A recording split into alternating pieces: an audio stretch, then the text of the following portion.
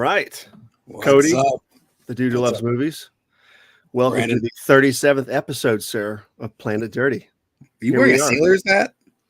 It's supposed to be a cowboy hat, but it Oh, kinda there it looks is. There sailor-y, it is. you know? It's sort of Look, it's a little derpy, but in the spirit of RoadHouse, it's all I could find. So nice. it's got to work for tonight. Look at that shirt. Yes. The mustache is coming back, boys, at some point. I just don't know when, but it is coming back. Where'd you get that at?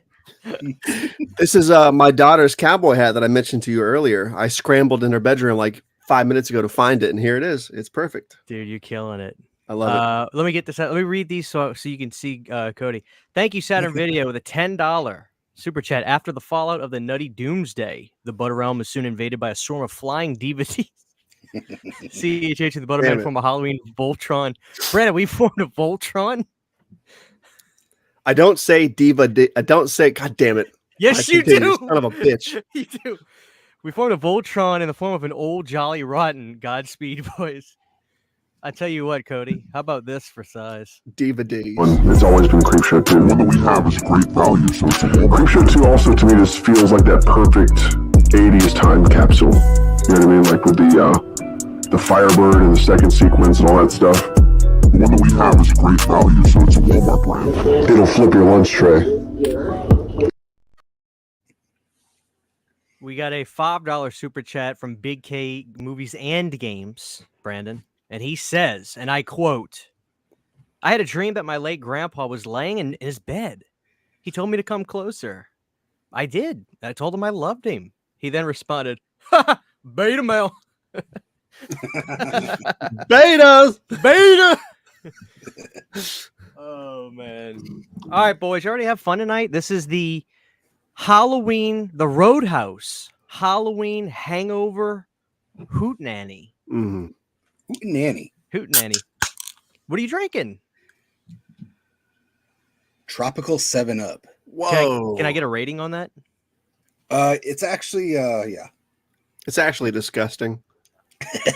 No, it's actually, I'd give it a 7 out of 10. It's not my favorite. But I think it's only available at, like, here it's Fry's.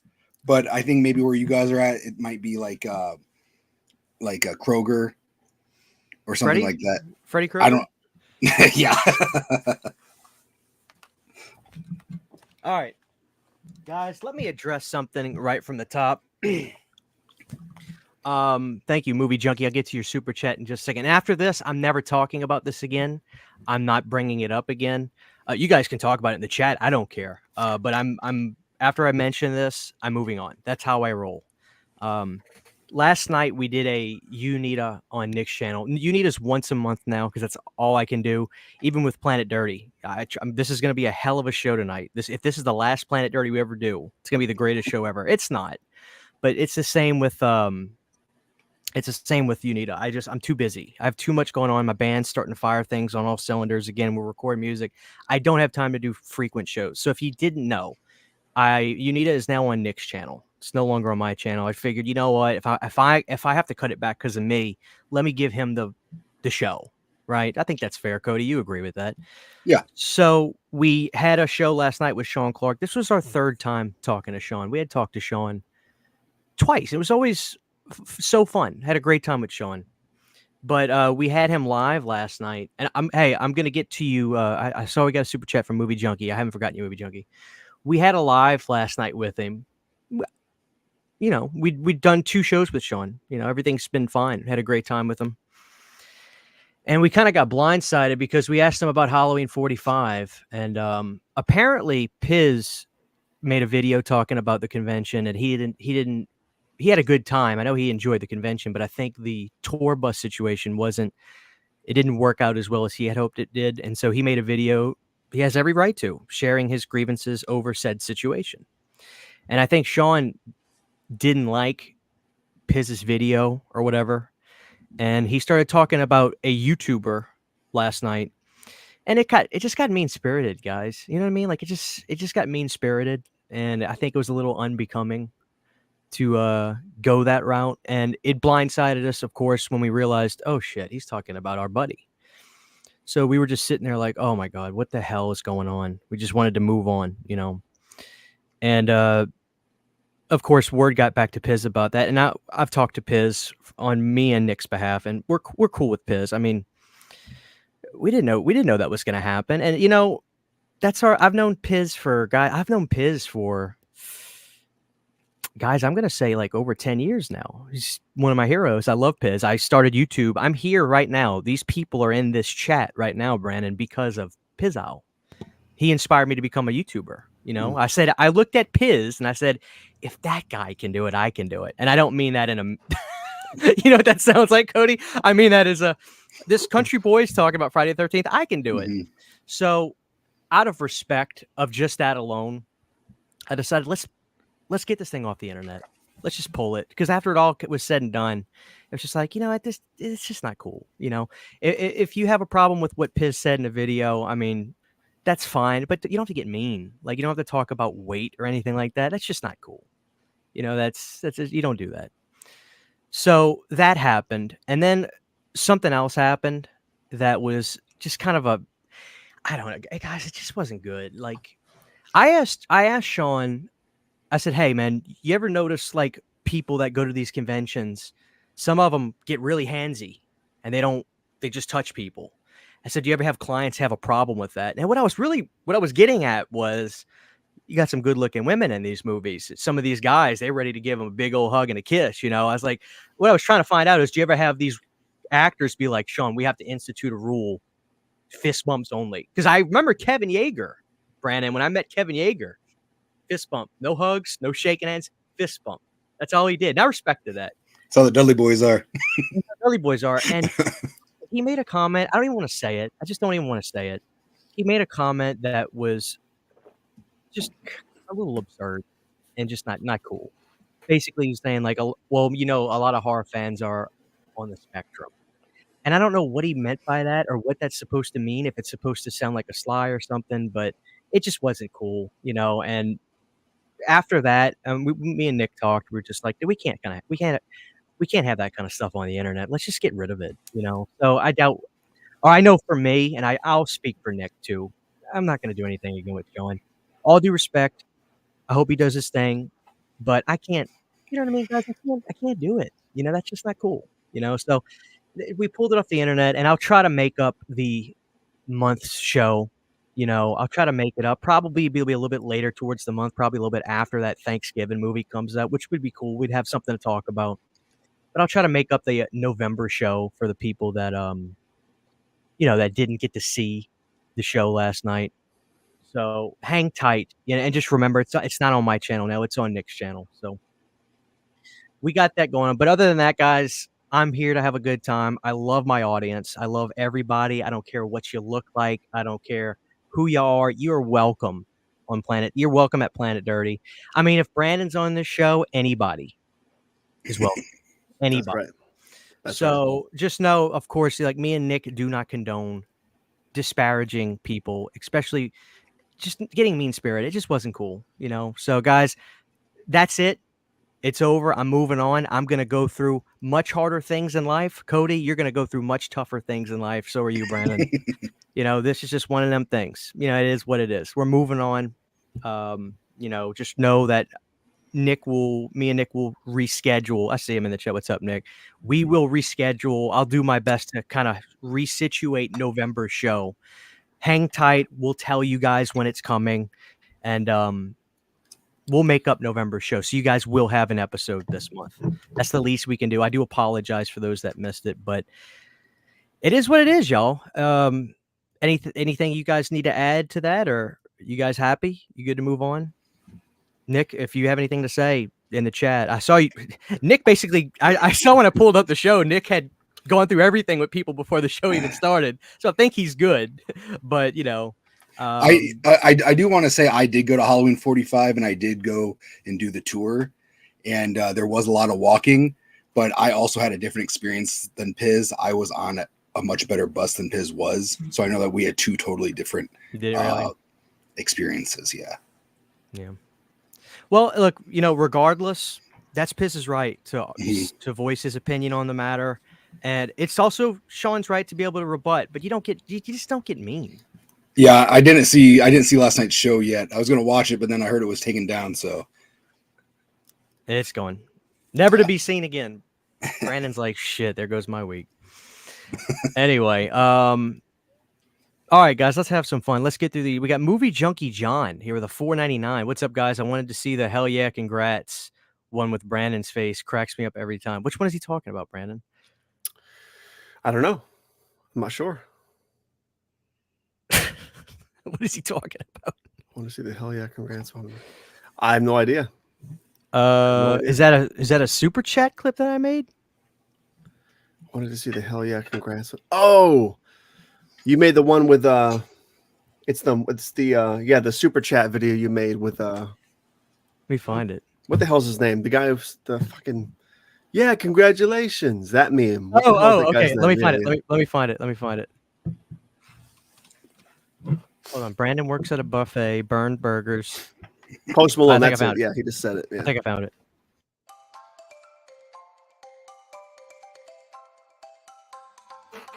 I found this. Hell yeah, man. Congratulations, dude. That's amazing. Hell yeah. Oh shit! Thank you so much. I think we got one more, guys. Mickey B for the $5 super chat. Have you guys seen When Evil? I think he meant when evil lurks in thoughts. I saw it. I think it's one of the best movies I've seen all year, guys. I've never even heard of it. Oh, dude, the guy who did Terrified. It's Spanish, I believe. It was one of the first movies I saw in Shudder. It kicked my ass. Yeah, it's a freaky movie. Dude, Terrifying. Yeah, that's this guy. That's this guy, and he killed it. Cody, do you want the burn burgers or do you want the news report? Let's do burn burgers. It's been a while. For me, I want hockey pucks. It's got to be. I want my burgers on the grill. Burned. I want them done. Crispy black burned. No. Yeah, that's not real life. Hold on, Brandon. You said I want a hockey puck on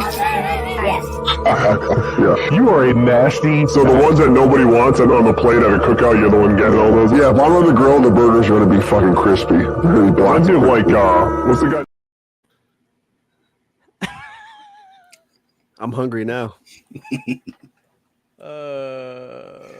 Man. So, guys, we're good. We're moving on. Piz loves me. I love Piz. We love Nick. Everything's good. It just is what it is. Shitty night. Let's move on. Tonight is the Halloween Roadhouse. Actually, I said it wrong. The RoadHouse Halloween Hangover Hootenanny. That's right. Brandon, do you want to talk about the Eras Tour? Sure. All I know about it is Stop. We got 129 watching with 68 likes. Cody, I need you to cuss out my audience this very second now.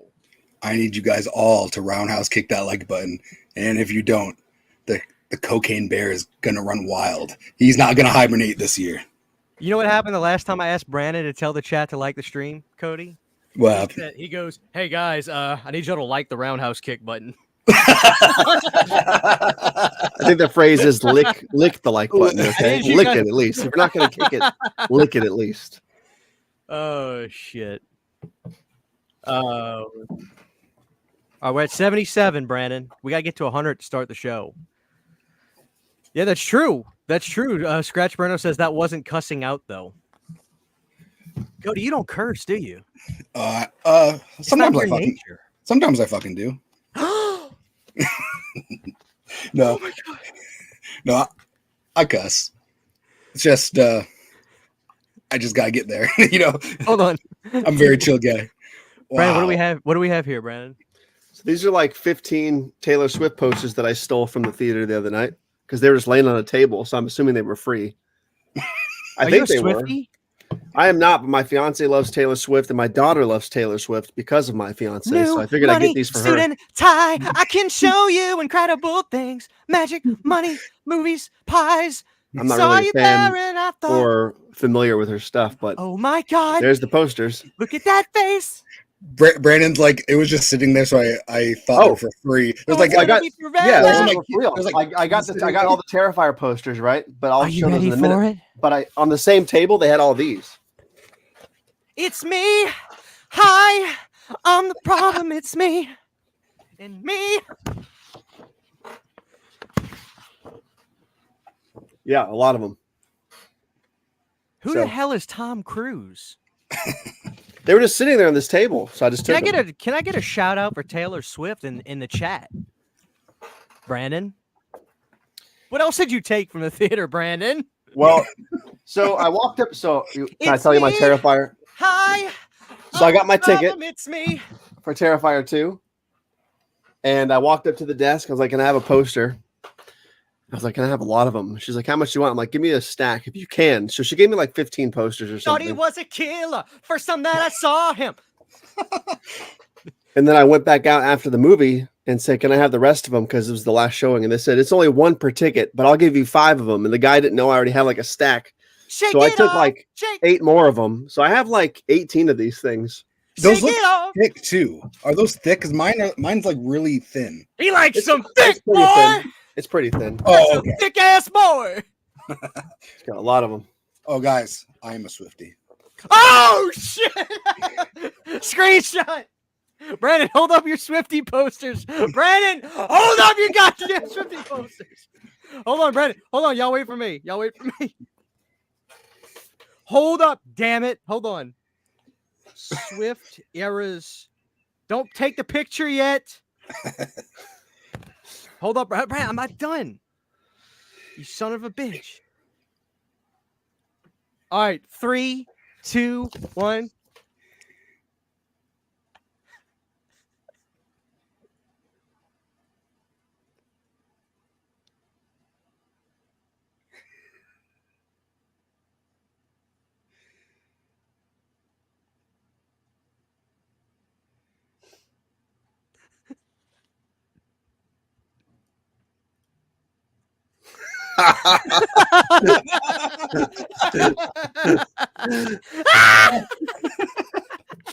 That's awesome. Hey, Akeem saw Taylor Swift. Brandon, you want to know what he told me?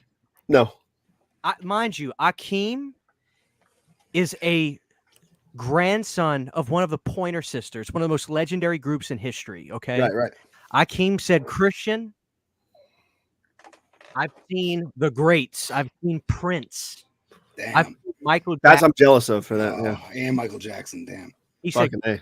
I've seen Prince. I've seen Michael Jackson. I've seen Luther Vandross. I've seen Billy Ocean. I've seen Billy Idol. I've seen Billy Joel. I've seen them all, Christian. The best show I've ever seen in my life was the Taylor Swift Eras Tour. That came out of Akeem's mouth. Really? Wow. No, he didn't say that.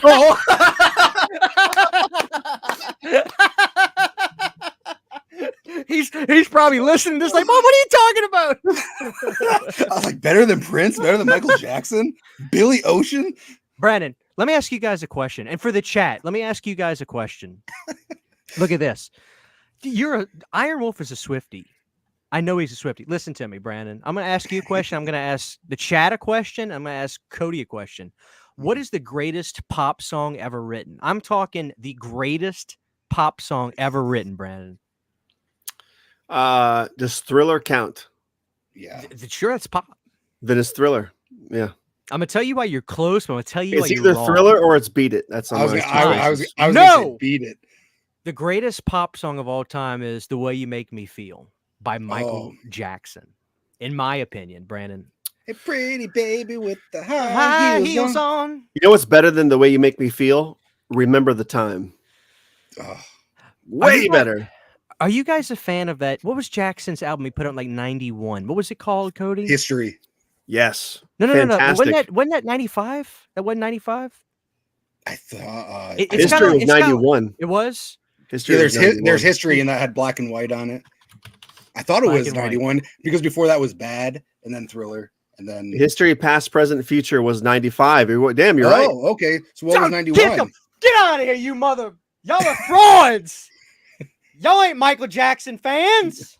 Well, it was sort of a sort of a Dangerous. compilation with new stuff on it too. Cody, Yeah, what I Cal- loved about the Eras tour was she had this pop dance move I love. She was like, "Are you Yeah. ready for it?" Dangerous was 92. Dangerous was okay. 92. What I forgot tell about y'all, Dangerous. y'all ain't, dude, y'all are frauds. Dude, So- Dangerous so- was good. So history was my that was my jam. I had a That was Michael a huge Jackson. deal. Yeah, I had a Michael Jackson thermos that I would run around and sing with during like the whole history time. So 95. I still have it too. Cody, why don't you agree with me that Bad is Michael's best record? You don't. You think it's No. Thriller. I do think it's Thriller. But Bad is good. Bad's good. Brandon, are you a Prince fan? I am. Brandon, you know what's a great Prince record? It's called Sign o' the Times. Mm-hmm. But I also love Batman. Don't you agree that Batman is actually a legitimately good record? Bat Dance? Yeah, but yeah, it's good. Dude, it's good. I think we need to have if we're going to talk about Prince, we need to have a whole stream dedicated to the Purple Rain movie and its sequel. Well, Brandon, when Vinegar Syndrome puts out Purple Rain and a purple 4K box set that comes with purple, I'm buying it. Brandon, go grab your Cody. You got RoadHouse on 4K? I do, but yeah, I do. I'm not Brandon, quite sure exactly. Brandon, get off of your ass and grab RoadHouse. I agree, Russell's Prince is. Akeem, settle the score. Akeem, is Prince actually better than Michael Jackson or not? In your opinion, Akeem, as a guy that saw them both, is Prince better than Michael? I need to know. Brandon, tell me about this RoadHouse release and why you consider RoadHouse to be the greatest American cinema film. This is the 2022 Vinegar Syndrome release. It was 2022, right? It was not this year. I don't think it was. Brandon, I didn't grab that.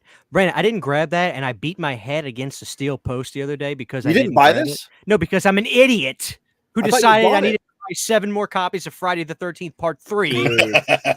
This is a lush box set. I'm sure you might have seen this before. Let me hold it. Dude, look at that shit.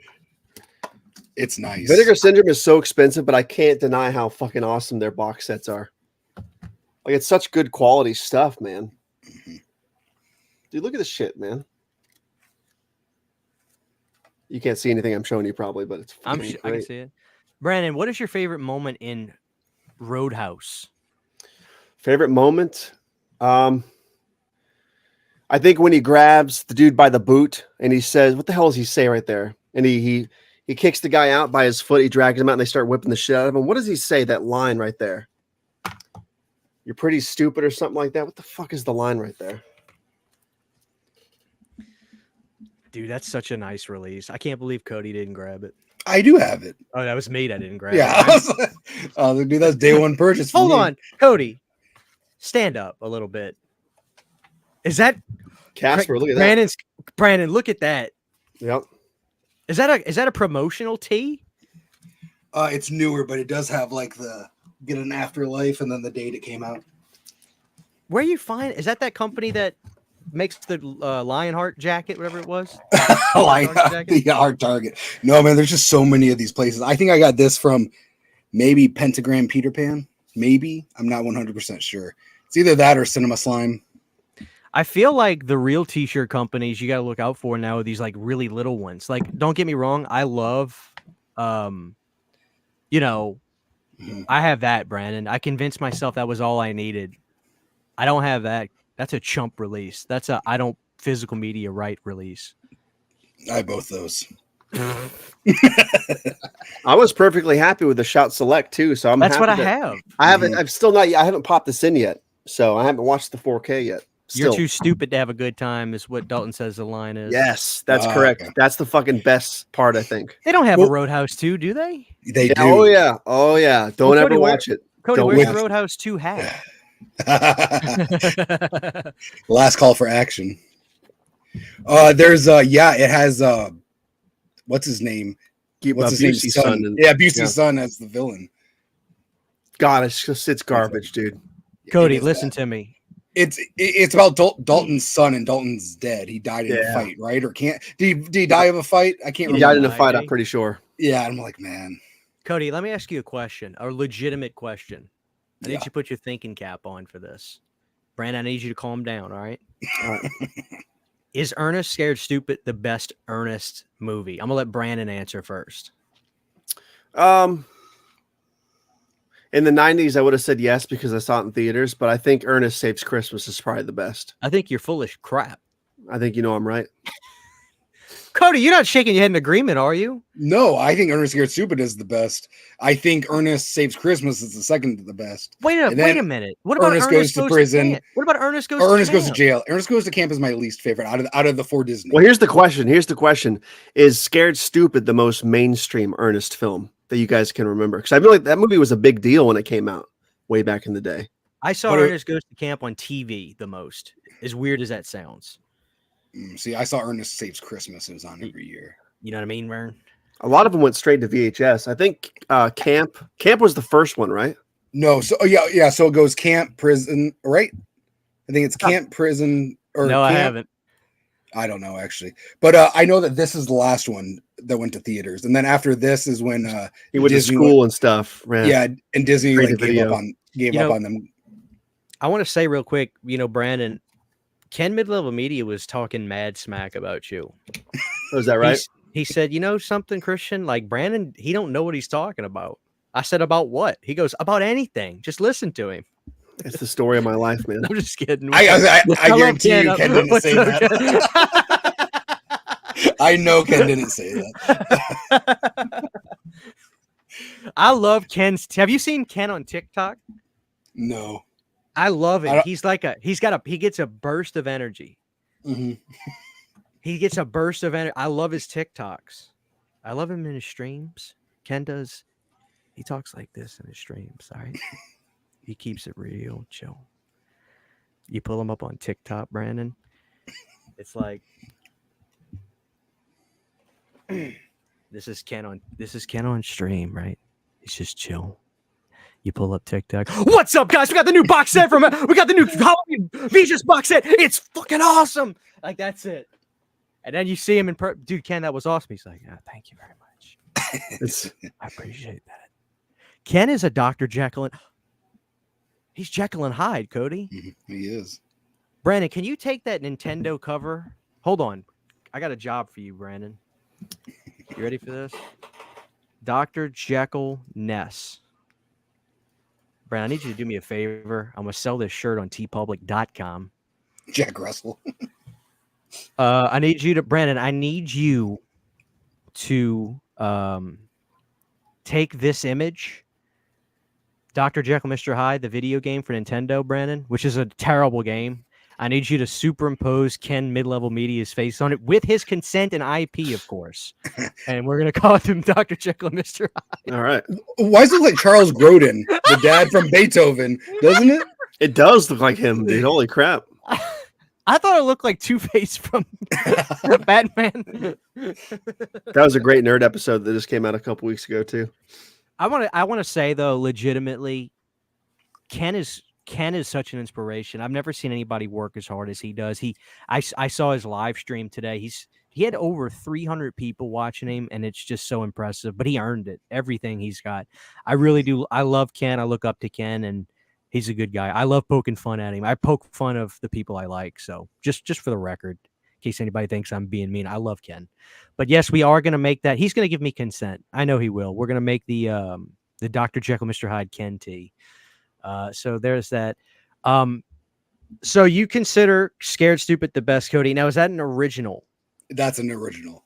Because you don't get prints, because you said you're a chump if you get a print. I did not say that. No, I have like 90% of my prints are originals. But yeah, this is one I've been looking for a while, and I finally found it for a good price. Right. Now, Cody, I started watching Chucky season 1. I wasn't in love with it, but I got to be honest, I have the urge to actually try to finish it because everything I've seen from season 3 looks so insane that I feel like I got to see it. Dude, season 3 is legit good. Like, it is they raise the stakes. Well, that, and it's like the kills are gnarly in it. You're like, dang, how are they getting away with this on TV?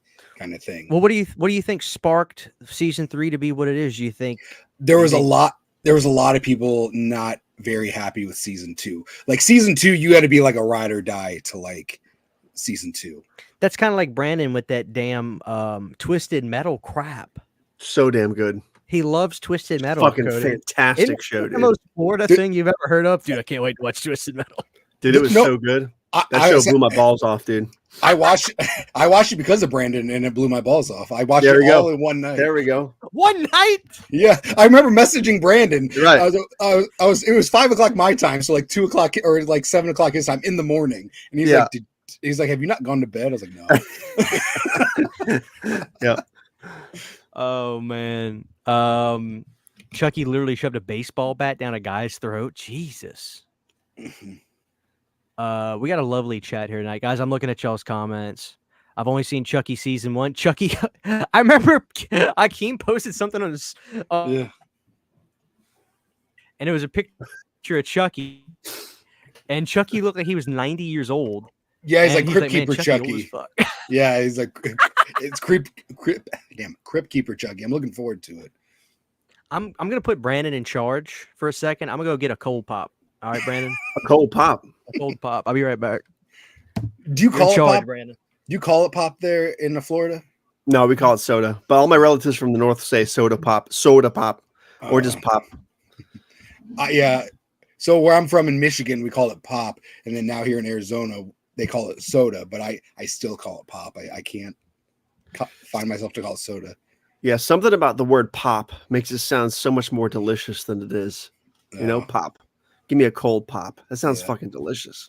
And then soda pop sounds like I'm like a little like I'm on a kid's show, like a lollipop. You know, like exactly. I don't say lollipop either. At a kids carnival. Yeah. Yeah. Oh man. So Cody, did you have a good Halloween? I did. I worked all day, and then I had a live stream with the Rad Dudes. Me and Garrett and I. We talked about all the Halloween shows, specials. Which, guys, if you haven't watched it yet, go and watch Brandon. He has some really cool deep dives on some episodes that I used to watch when I was a kid. Appreciate it. Yeah. It was a good October, man. What is that? Look like an M&M cookie. Clothesline. That's what I feel about the Chucky show. Have you watched the Chucky show? I haven't. No, I haven't. I'll give it a chance eventually, I'm sure, someday. Can you try to replicate that face real quick? It's exactly. Wait, somebody get a screenshot. You ready, Brandon? Again? Okay. Dude, it's like one of those. These two pictures are different. Can you spot the difference? Yeah, spot the difference. My wife made these badass cookies, dude, with these little I don't know what's in there. It's like sprinkles or something. Or your wife made those? Yeah, brother. Dang, those Chris is gonna start tripping in about 30 minutes. Dude, they're from Safeway or something. Anyway, Brandon, did you hold it down? I think so. We talked about people making fun of me because I said, wait up. People are making fun of me because I call it pop. No, we had a conversation about it. What do you say, Brandon? Let me guess. You say soda. We do, but all my relatives say pop. Cody, what do you say? I say pop. God bless you, brother. I've always known. Yeah, but where I'm from, everyone says soda. But I'm from Michigan. That's we used to call it pop there. Cody, where in Michigan were you from? I was from. So I say. No, so a lot of times I'll tell people Detroit because if I explain where I'm from, like, huh? But I'm from a small town called Farwell, Michigan. Just born, a small born town, in Clare. Girl. My direct family is from Livonia, Michigan, which is like right outside Detroit as well. I think. Oh, okay. Probably pretty close. Yeah, I always have to when I'm talking to people, I just tell them Detroit, so because if I start explaining things like, huh? Well, because there's a lot of it sounds cooler. Anyway. Yeah, exactly. Yeah. Like Livonia. What the fuck is Livonia? Going. Huh? Word. Let me ask you guys a question. You know, I see him in the chat, Garrett, Born to be Rad. Now, he told me Roseanne is the worst show of all time. Now, I disagree big time. I think he's way off base on this, Brandon. Yeah, I watched the show a lot when I was a kid. I think Christian's full of fibs tonight. No, I give Garrett a lot of credit. The other day, I kind of hate him because, you know, he'll post stuff that I need. Like he'll post something. I'm just like, I gotta have it. So he makes me spend money. But I was shocked to find out that they had a Roseanne Halloween DVD special, Brandon. You understand what I'm saying, Brandon? do. I'm surprised you don't have 30 copies of it. Is it every episode of the Halloween specials? It's 8 of them, right? I can go grab it if you need me to. Yeah. How many were there? There was one every single season, right? Even in the Connors? Let me go grab it, Brandon. Except for the first season, they didn't have them. And there's no Connors on there because I think this came out in like 2005 or something. Yeah. But I dude, haven't seen a single episode of the Connors, dude. I have. I actually really do like it. And I know this is going to be sacrilegious to say. I don't miss Roseanne on it. I've heard everybody say that. But I also didn't see a single episode from the revival that was like the season before she left. Yeah. I didn't see a single episode. And like the last 2 seasons from way back in the day, whatever the hell that was, they were fucking I remember them weird. getting so weird as fuck. Like, I'm still not sure. Did Dan actually die in the show back then or not? So he did, but then when they do the reboot, Dan's still alive and they don't have the older kid. They don't have the younger kid anymore. Oh, because like she has a kid and she names it in one of the Halloween specials, she names it Jerry Garcia Connor. And he's not in the new revival, which I'm happy because I kind of got out of it because Jim Varney was in the last season. He was dating Jackie. He was like a prince or something. Oh, but yeah, dude, the last 2 episodes of the Halloween are bizarre. Yeah, that's really cool. It's all the Halloween episodes. Nice. And it says. This came out in 2006, Brandon. So this DVD is old, which is crazy to think about. But Brandon, it's got my favorite special is the one where it's not the one where Roseanne feels sorry for herself and she doesn't want to be at the party, and then she shows up at the end as the Statue of Liberty. Statue of Liberty. She sets the alarm off in the party. Yeah. It's the one where it's a house party that they're having. And Dan has that contractor come over or whatever. Dan has a contractor come over, and Roseanne set up a gag with him. And she's messing around with the contractor, making him upset and stuff. But Dan thinks she's ruining the sale job that Dan can have. And like she puts his tie in like green goo, and then they pull off those trays that cover up like a turkey dinner or something. And it's Jackie, and she looks like Evil from Fright Night in the face. Oh yeah, she does. She does. See? Yeah, when they take off. Yeah, it's so good, Brandon. It's so rewatchable. On Halloween, I'm so burnt out on the Halloween movies, Brandon. I have no desire to talk about Michael Myers. I have no desire to look at Michael Myers. I don't like him. I've never liked him. So I watched Roseanne all day. He's lying now. Cody, I watched Roseanne all day. I had a great time. Then I ate roast for dinner. You understand me? I had the best Halloween ever. Then I carved a pumpkin at lightning speed and I froze it. Dude, he also, I'm sure you guys have all seen his guitar riff of the Roseanne theme song. That was so awesome. That was Cody's idea, by the way, guys. Oh, thank you. Yeah, I got done watching it. It was like 2:00 in the morning. I'm all, hey, dude, you should do this. And then I wake up the next morning and there he's. I was like, dang, hell yeah. But yeah, man, that DVD, it's funny. When I worked at a grocery store, it used to be in this $5 bin. It was like that.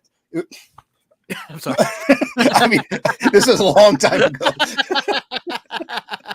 I mean, now I would like it, but like it was there and it was like that, the Treehouse of Horror. But the reason why I didn't grab it is because I have them on DVD by themselves. Like, it's not even in the box set. Like when they would come out separately. Seasons. So like when season 1 came out, I went and grabbed season 1. Season 2 came out. So I have them all except the last 2 seasons. But now I'm kicking myself. Oh, dude, I love his shirt. What are you wearing, Brandon? He's wearing a Simpsons? A Simpsons shirt. Brandon, why do you watch The Simpsons? Ah! Looks like Jack Skellington. Brandon, this is really fucking cool. This is Pablo from our pumpkin carving thing. Oh, how long is he gonna last? God damn, he's cold. Son of a bitch, dude. Brandon, I stuck him on in the fridge, man. You inspired me to start it anew. In the fridge? Yeah. That's probably gonna last 2 weeks. In the fridge. Got put in the freezer. Yep. He's rock solid. But guys, don't sleep on the Halloween episodes and the Christmas episodes. Wow. These are Open fire it up. on this. Open the latch. Is that Blu-ray or DVD? It's DVD. It's 4K. Yeah. All the seasons right there. So, Nice. Cody, you agree that the more excessive it is, the better the box set for television series. Yes, I love these, man. Now, Cody has the van, the turtle van, Brandon. I do, yes. Oh, really? Dude, I was randomly at like Costco one day and it was like $60, $40 or $60. And I was like, I'm grabbing this. Did you guys like the Red Sky seasons of that show? Which I think was seasons 6, 7 onward. I think that was what it was. Maybe it's season 7 onward. Of Ninja Turtles? Yeah, they got really weird towards the end. The last 2 or 3 seasons were fucking bizarre, dude. I don't remember. To be It was like the mid to late 90s. Yeah, fucking bizarre. Very bizarre. Gar said it was snowing in Michigan on his Halloween. He had a fire in his driveway. Dang. I had a fire. Oh yeah, I'm sorry. It was a man-made fire that he did. I thought it was snowing. His I was just caught fire. I had a fire in my driveway and handed out candy. Well, dude, that's awesome that you still went for it. You know. What is your favorite rock and roll song of all time, Brandon? My favorite song of all time is Wood by Alice in Chains. But my favorite rock and roll song, I'm not sure if this really counts, is I Love It Loud by Kiss. So I think there's a distinction there. I'm pretty sure. That's a good. Unless Kiss doesn't count as rock and roll. Maybe it counts for us. I don't know how specific we're going here. Let's go this way, Brandon. Heavy distorted guitars. Heavy distorted guitars. Then it would be Wood by Alice in Chains. Okay. For sure. Yeah. What about you, Cody? Well, I was going to say 18 to Life by Skid Row? Skid Row. It's a great pick. I am going to have to go Brandon, Cody. I'm going to have to go with the King, Alice Cooper. I'm going to have to go with Poison. One of my favorite songs of all time. Mm-hmm. It's my favorite song from him. That's Cody. Cody lives in Alice Cooper land, Brandon. He says he sees him all the time. Really? I used to, yeah. Sweet. Yeah. And I live like right next to his his church / kids center, his youth center. Nice. He does a lot of good, Brandon. He's a good guy. Oh yeah. Yeah. Have you ever like ran into him? Like, have you talked to him before? Yes. So I used to work at a grocery store, and he they would call me up to like cashier sometimes, and he would come through my line once in a while. And it's funny because he would give me a phone number for like the shopper's card, and I'm always like, man, I wonder if that's his real fucking number, you know. He's got to be chill as fuck, right? He's chill. He is. He's very quiet, very chill. He was there with his wife at the. I think he's still married, but yeah, he was there with his. Oh yeah, wife. Cheryl. They've been married since the 80s. Yeah, yeah, Nice. 70s.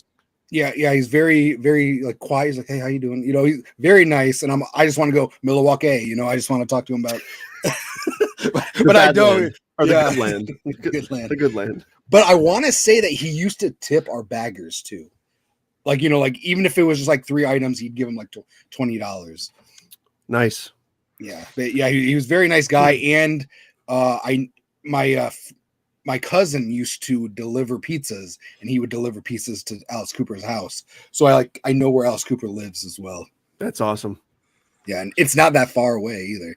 So he's around. And I was showing Christian because he has a every year he has a concert he has here called Alice Cooper's Christmas Pudding. And they serve like pudding and stuff, and it sells out every year. And I just sent him the article saying that it was sold out already. But yeah, he has like Johnny Depp shows up and plays a guitar. This year cool. He has is it Sammy Hagar and Quiet Riot? Holy shit! Yeah, Brandon, do you agree with me that Alice is the absolute king of rock and roll? He's lasted through everything.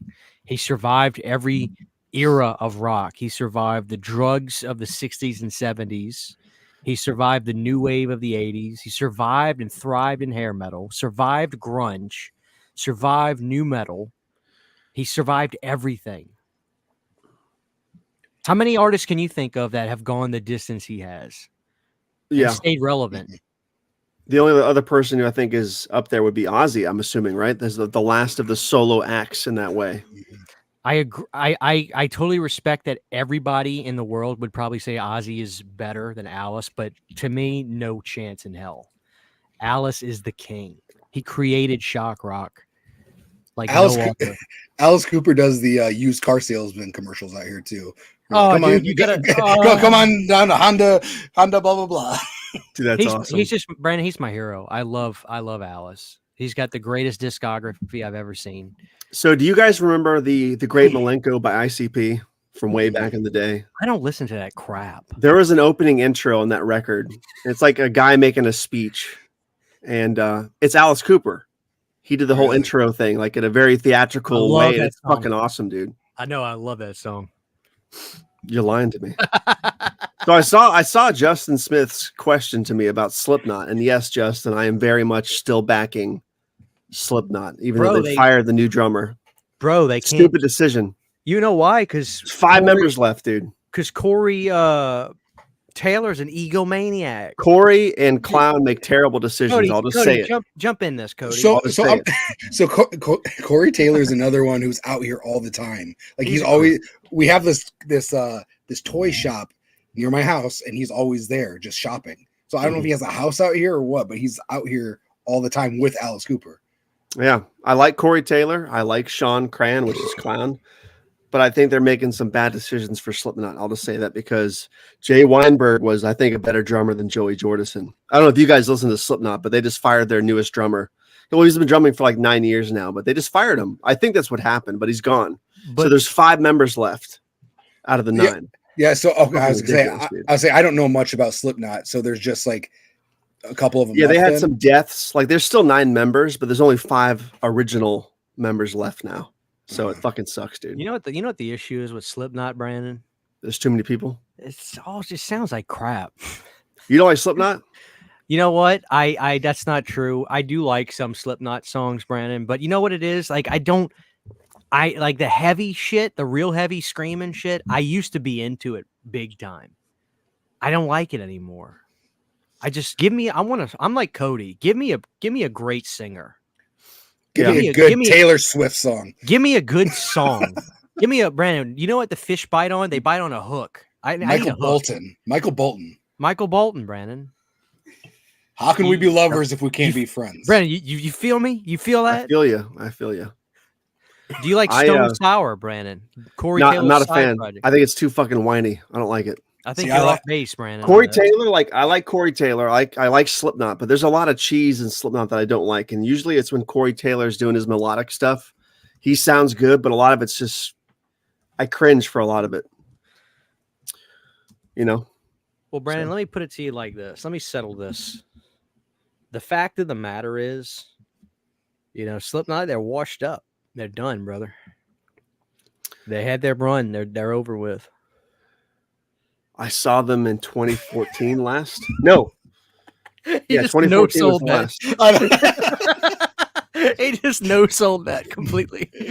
They got better every time I saw them, though. I will say that for sure. Brandon, tell me. All right, let's Dude, that's how Def Leppard is. Every time I see them, they get better and better. I would love to see them in concert. I don't think I've seen them in concert. If I did, it would have been at a festival. I want to see. Had to have been trashed. I don't think I've seen them. I saw Def Leppard. I saw Def Leppard in Journey. It was awesome. It was like them Here we stand. Didn't Journey just get rid of their singer that they've had for like the last 15 years or something?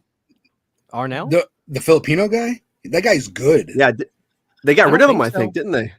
I thought he was ousted or some shit like that. Worlds apart, hearts broken. Maybe I'm thinking of somebody else, but I thought he got fired or something recently. Maybe I don't think he did. I don't think so either, because he's done a lot for them. Yeah, he has. I must be thinking of somebody else. I could have sworn it was Journey, though. Oh, well, but then again, I haven't really looked into them in a while. This is what I want to ask Brandon, and then I'm going to go to Cody on this. And for the chat, please jump in. I'm going to ignore him again. No, for real, Brandon. I'm trying to have a conversation with you, okay? Don't ignore me. Tell me a band or a singer that you listen to that you wouldn't normally broadcast, but you say to yourself, you know what, guys? I'm just going to say it. Like, I really love listening to Whitney Houston. Or maybe you listen to JoJo from the 2000s. I don't know. Like, my name is JoJo.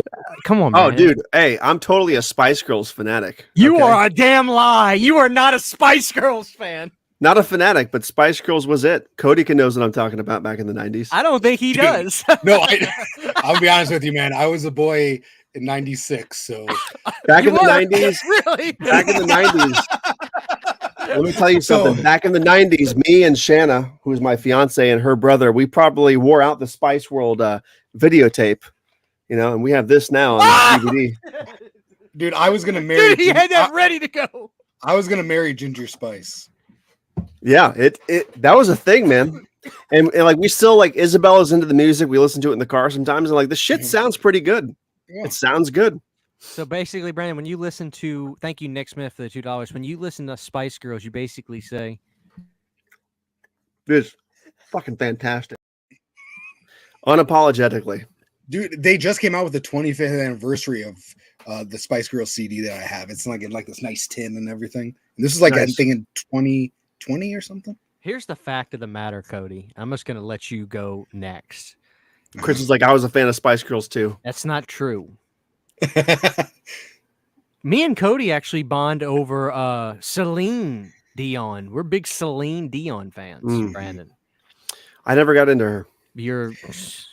She had a song for was it One Fine Day? She had a song for. It was a Michelle Pfeiffer movie, and I remember she was like sitting on TVs, and it's like I forgot what it was, but that was my jam back in the day.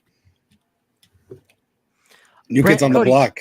Cody, what was that song I shared? You commented to it. What was that Celine Dion song I shared the video to the other day where she's like sitting on like a bench against the white background? Yeah, that was like her main pop song, and now I can't even think of what it was. It was a good song. I was trying to find it on the way home the other day with me and Sydney. We're driving back. I was like, Sydney, can I listen to Celine Dion? She was, I don't give a damn what you put on. I said, okay, goddamn. But I wanted to find that song, but I couldn't remember the name of it. But I remember it from when I was a kid. Dude, Cursed Media says Enya. That's a fucking flashback right there. Enya? What the hell is Enya? Dude, so is that makes something else pop into my head. What is her name? Or his name, I should say. There was another bizarre 90s artist. Where I guess does 80s. my heart beat now? That is a You good might- song. Do you remember Return of the Mac? Oh, Return dude, of the fucking Mac.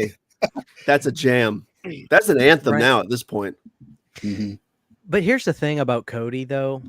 He's not going to want to admit this, but I'm just going to say it. Yeah. He is the world's biggest California Raisins fan. I do love the California Raisins. Where's your t-shirts and pants and drawers and socks?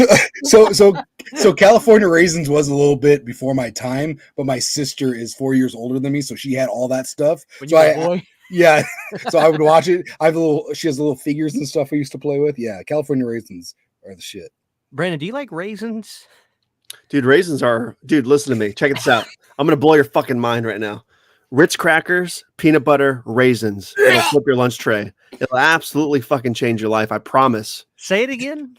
Ritz crackers, peanut butter, creamy, not crunchy. It's important. Lathered in raisins.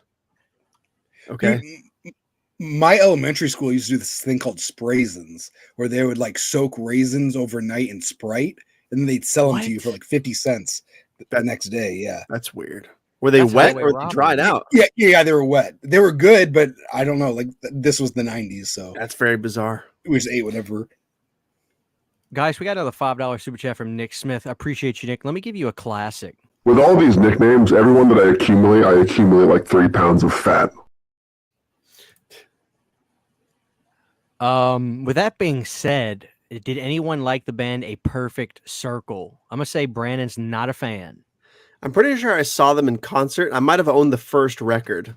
Let me look this up real quick. I might be thinking of somebody else. Brandon, don't you call that stuff math rock, though? Math rock? I don't You know think I've what I ever mean? used that term in my life. It's like progressive, intricate. Perfect Perfect circle. Perfect circle. Cody's not into that crap. Isn't I don't know what it is. God damn it. Isn't James from Smashing Pumpkins in that band? He is in that band. I do. Yes. Yeah. James from Smashing Pumpkins is in A Perfect Circle. When you say Perfect Circle, it reminds me of the people who sing the Bad Boys, Bad Boys. What was their name? Like Players? I thought that their name was Perfect Circle. Police boys that come on break.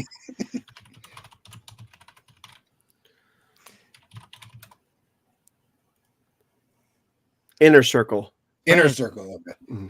Brandon, sometimes I think you on methane when you say stuff like put Ritz crackers and peanut butter and raisins together.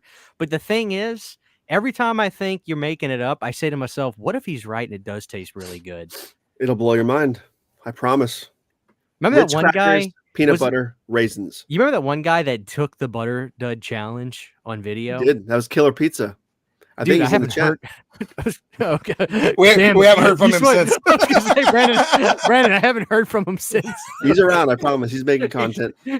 He's doing well. His arteries are fine for now. Yeah. Oh man. Butter, do you know Social Distortion? I do. Christian, are you a fan of Social Distortion? I heard of it, but I don't think I've listened to it before. I can't name a single song, but Is I it know like who they punk? are. It sounds like I'm pretty sure it's punk. it sounds like thrash. Let's do a lookup of them. I like I like what the hell's her name? Good Charlotte back in like the early 2000s, Yeah, punk rock, 70s. 70s. What's Okay. okay? Time out. Brandon, Cody, the greatest punk rock band of all time is Rancid, Iggy Pop and the Stooges, Misfits, 45 Grave, Cramps. What? Don't you the dare say Ramones. Blink 182. Some that's 41. That's pop punk. It is. It's But it's the- still it's the- punk. It's the Ramones. That's true. That's fair. That's They're fair. legends, Brandon. But Brandon, you want to know something? Yellow. I used to give people shit for saying like, "Oh, the Sex Pistols are legendary," but Brandon, Mhm. the impact that they had, you cannot even remotely deny it. You No, just you can't. can't. You You really can't. And I'm actually a big Steve Jones fan. He was a guitar player. He went on to do some solo records and stuff. And he had Jonesy's Jukebox. Oh, Brandon, you would die watching it. He did an interview with John Carpenter. And he literally just kind of made fun of him and says, "Now you don't go to those horror." Let me pull it up. Y'all are gonna die. Hold on.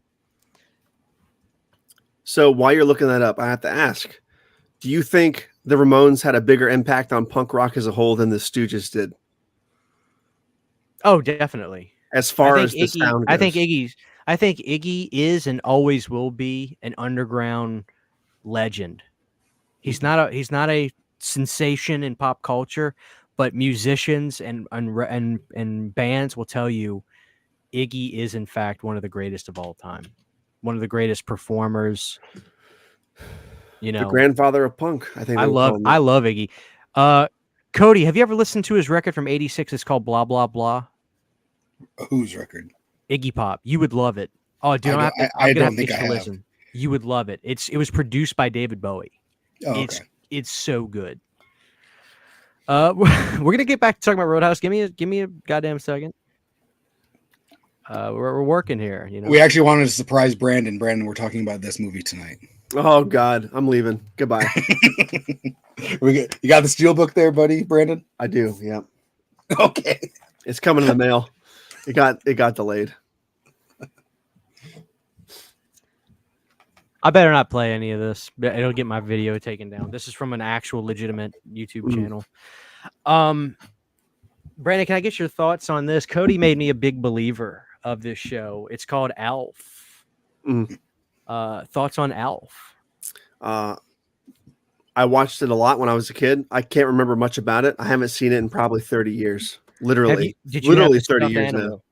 I had a miniature. I think we had a miniature one, but we didn't have like the full size My Pet Monster. I know they had like My Pet Monster size ones. We might have had like a miniature plushie that we wanted at a carnival or something, because there were those at the carnivals a lot. The mini Alfs, they're like tiny Alf plushes, because Alf was there's a merchandise thing back in the day. Yeah. It's so a you great probably remember show. that. It was everywhere. Alf was fucking everywhere back then. I'm glad you're taking a journey to Melmac. There's no way that show holds up.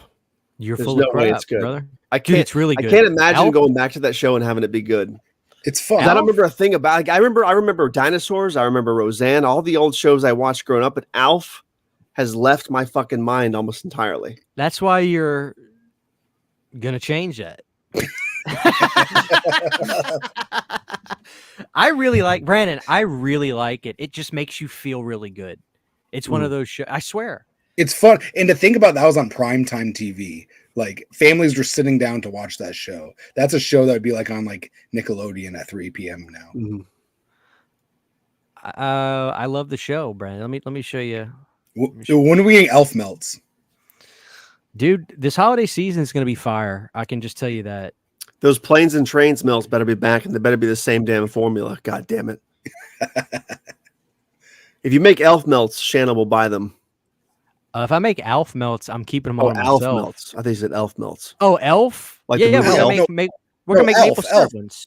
No, I'm talking about elf, like this guy, elf. Elf from Melmac. Elf. Elf from Melmac. What are you saying, Brandon? I'm confused.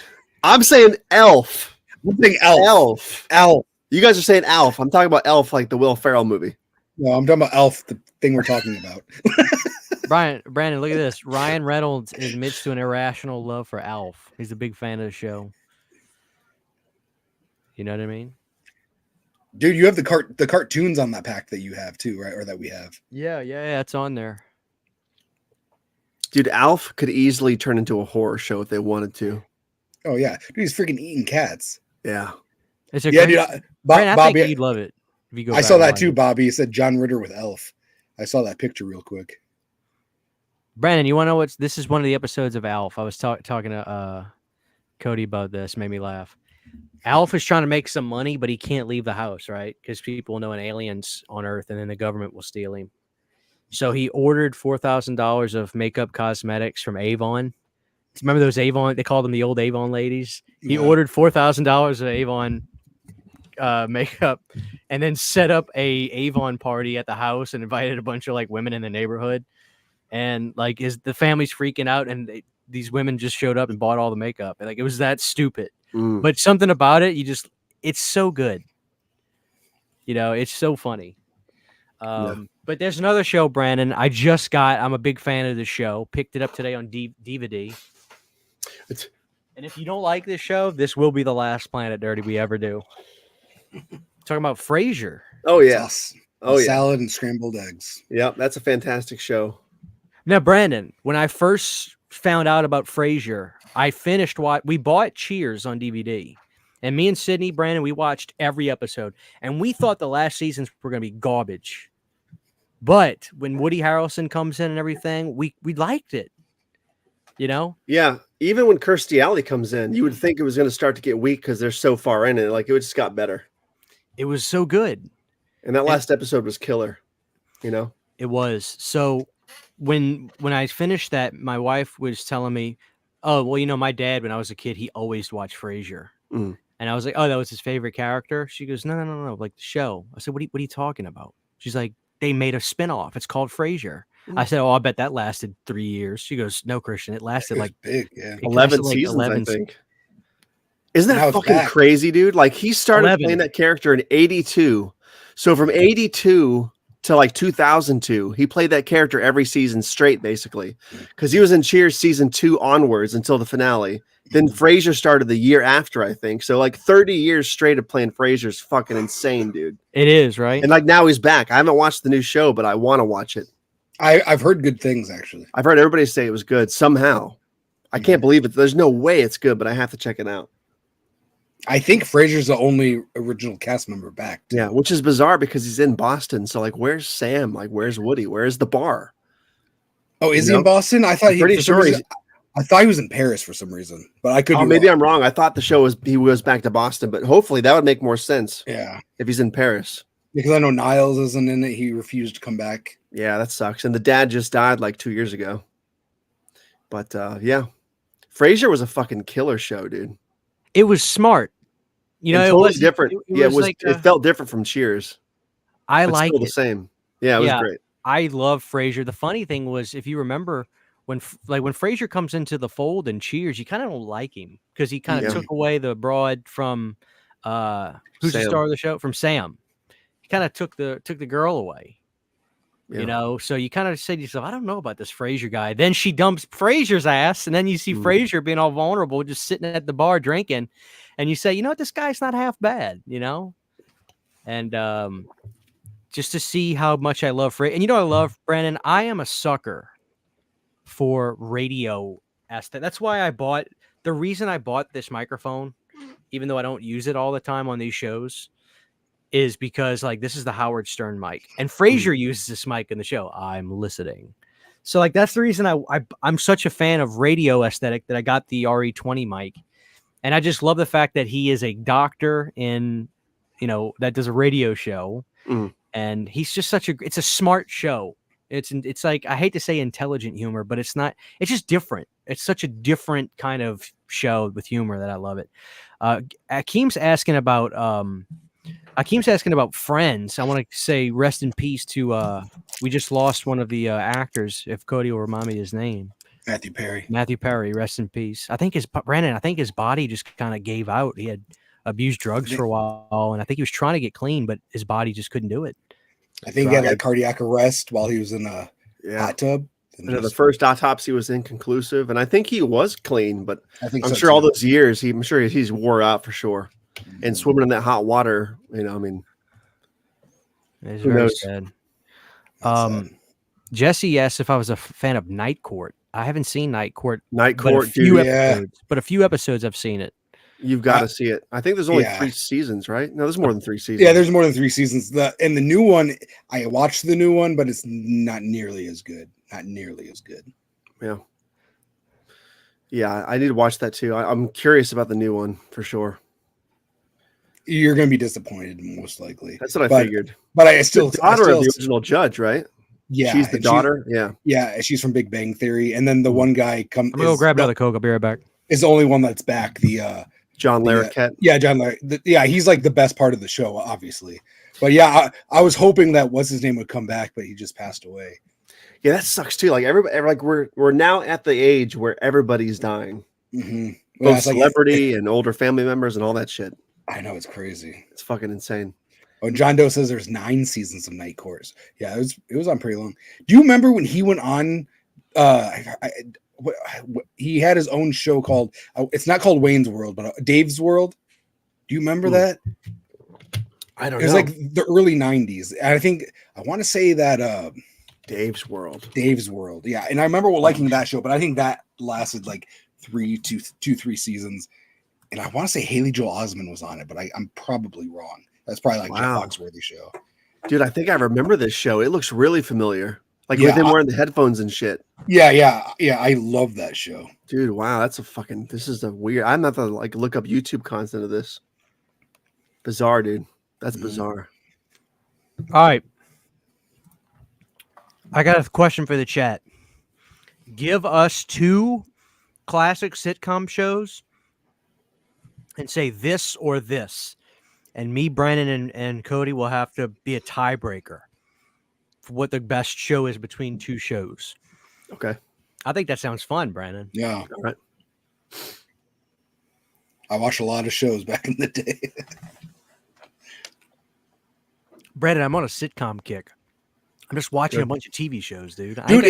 It's nice. Relaxing. Yeah, like I was telling Garrett, and Garrett feels the same way. It's like around Halloween, it's like I watch scary movies all year round. So when it comes to Halloween, I want to start watching like the stuff I watched when I was a kid.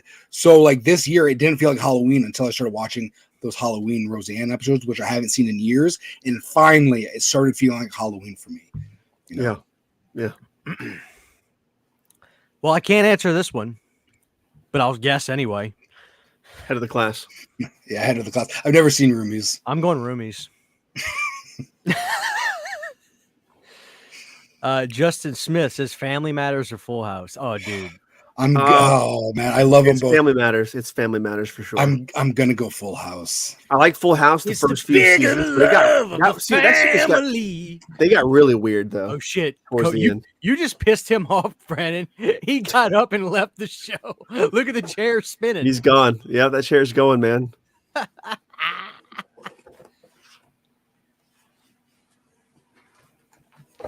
say nothing, Brandon. Don't say nothing. Let's make him think he's here by himself. I'm not here by myself. I can hear you. I just got these bad boys in. Look at that shit. Whoa! What up? Hold on. They put the 100th anniversary on the Funko Pops. Did they? This is the Warner Warner Brothers 100. Oh man, Garrett's flipping his table right now. Yeah, that's where it's at right there.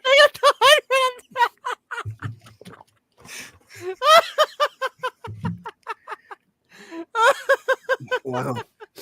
Oh man. I didn't even notice that until you said it. Thanks, buddy. Family Matters wins, Brandon. I love. I'm sorry, Cody. I gotta go. Family Matters, dude. The theme song for Family Matters, do you agree, is better? I don't know, dude, but a Jeff Franklin production. It's a rare condition. I don't know, man. They're both Brandon. good. This day and age. Yeah, Family Matters wins out, man. Like I said, that Full House got really weird towards the end, in my opinion. Very fucking bizarre. So did Family Matters, though. It did. Old Urkel is very strange. Yeah. Older Urkel is very strange. I haven't seen either of these shows. Perfect Strangers or Empty Nest. Empty My Nest. God. Empty Nest. Dude, okay, I love Empty Nest. Yeah. Yeah.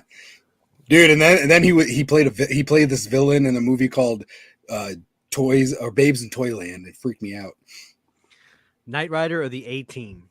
I have seen both of these shows, not all of them, but I didn't really like the A-Team. Fuck. A-Team is really cheesy, fun, but Knight Rider is more consistent. I'm gonna go with Knight Rider on that one.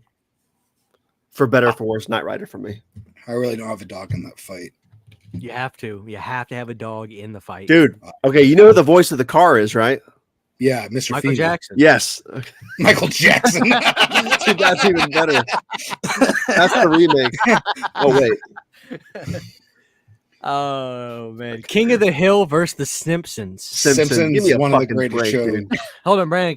Can you rant on why it's not even a contest?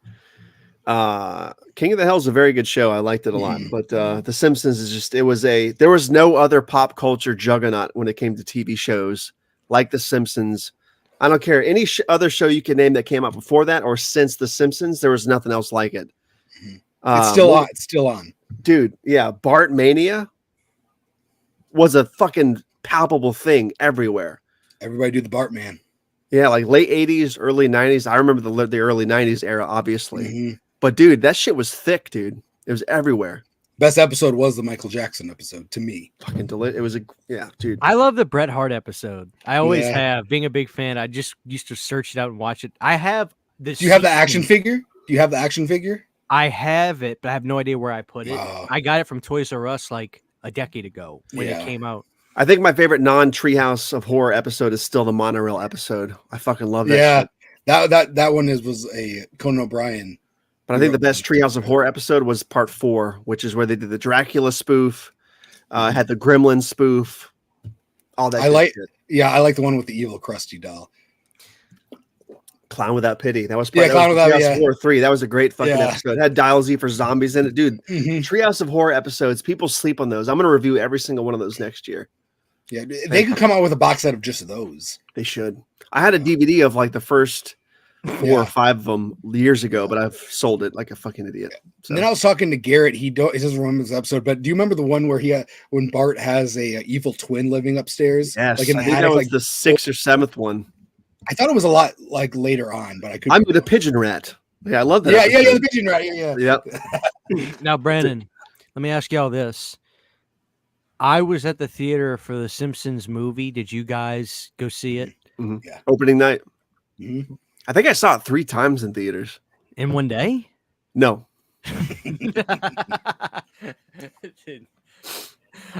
Brandon, do you agree that the Simpsons video game, the Simpsons taxi game you played, what was it called? Road Rash? No, it was called Road Rage. Road Rage. Was that one of the greatest games to ever exist? It was very fun. I never figured out how to really beat it, but it was fun. Oh, I could beat it. They used to have a backyard wrestling game that was cool too. Mm. I'm still partial virtual Bart on SNES. So, Hit and Run. Yeah, Justin's right. It's Hit and Run. Hit and Run. That's right. Correct. Yeah. I'm over here making up shit. Road Rage. Family Matters or The Fresh Prince of Bel-Air? It's still Family Matters. It's the biggest say in the family. It's Fresh Prince for me. Do you agree though that Carlton is actually the star of the show? Of Family Matters? No. No, for real, let me ask you a question. Who is the better Aunt Viv? The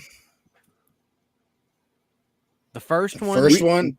Probably the first one. Probably the first one because we had her longer. I thought she got replaced in season 3 of Bel Air. Does she? I thought she did. I thought it was early. Maybe I'm crazy. And she was pissed off. She claimed Will Smith kind of like pushed her out of everything.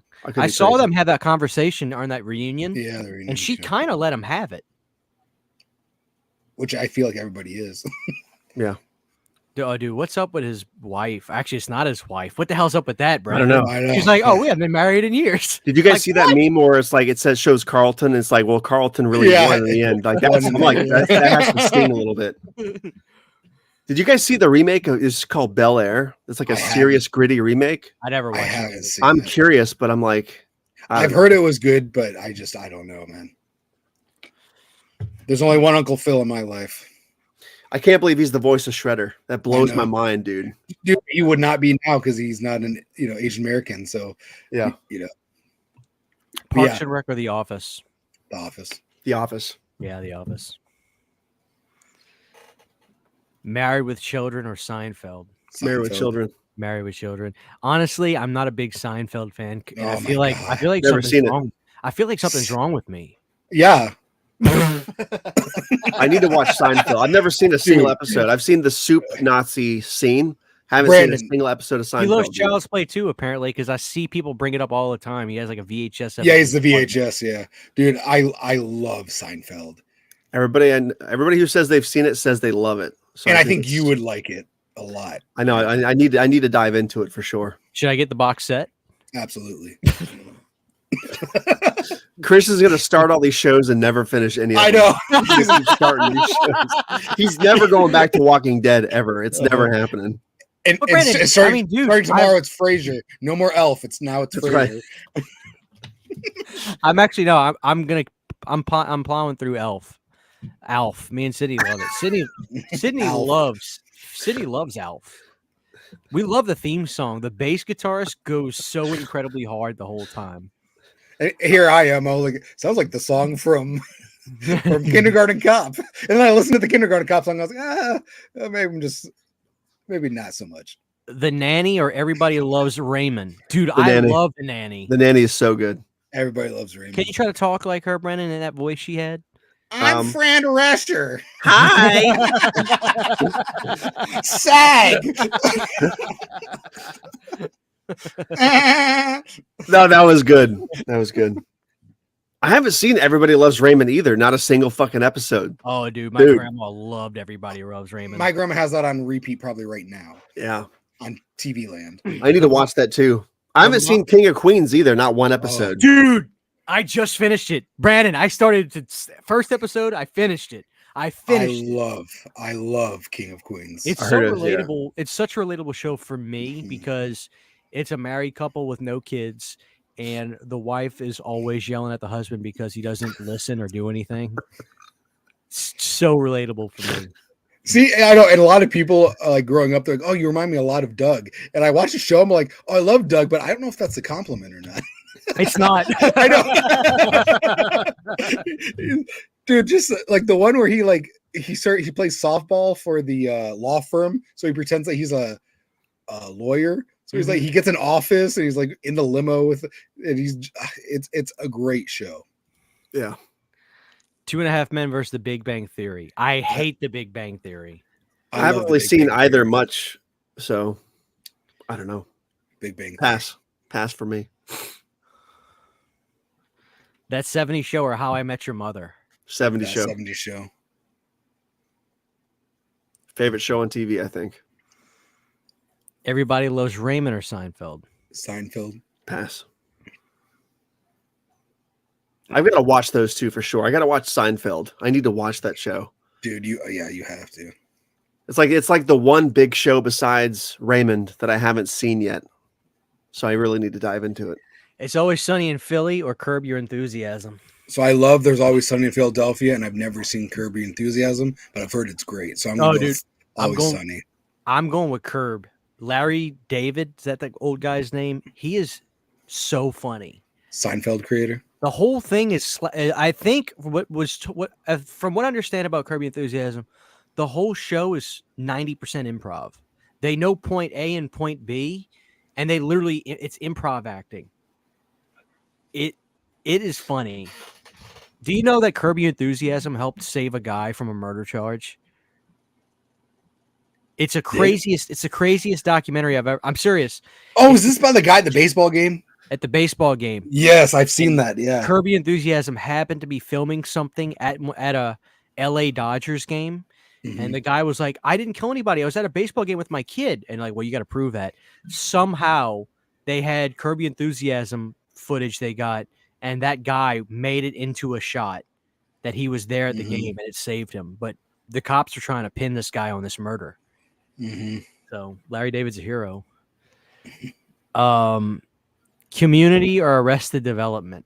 Arrested Development. I haven't seen either. The first 3 seasons with Chevy Chase are good. I can't believe he did not have a good time on that show, Cody. Because he didn't think it was funny. Yeah. On screen, though, my favorite moment, the most relatable thing, remember when he sits down with his 2 soda pops and that one guy's like, oh, thanks. Oh, no, these are both for me. Yeah. I don't know that's so Chevy. Yeah. It's so funny. I love it. Yeah, man. He was not very nice to anybody on set, which is a shame. I know. I think he was going through a rough patch during that time. Gilligan's Island or the Brady Bunch? Those are 2 classic shows. I gotta go Brady Bunch. The Brady Bunch. Shit, dude. Yeah, I guess Brady Bunch. Gilligan's Island was only on for 3 seasons. So it's crazy to think that back in the day, like these mega shows were only on for 4 seasons. Yeah. You know? Yeah, Brady's Bunch was probably better overall. Married with Children or Home Improvement? Fuck. I gotta go Home Improvement.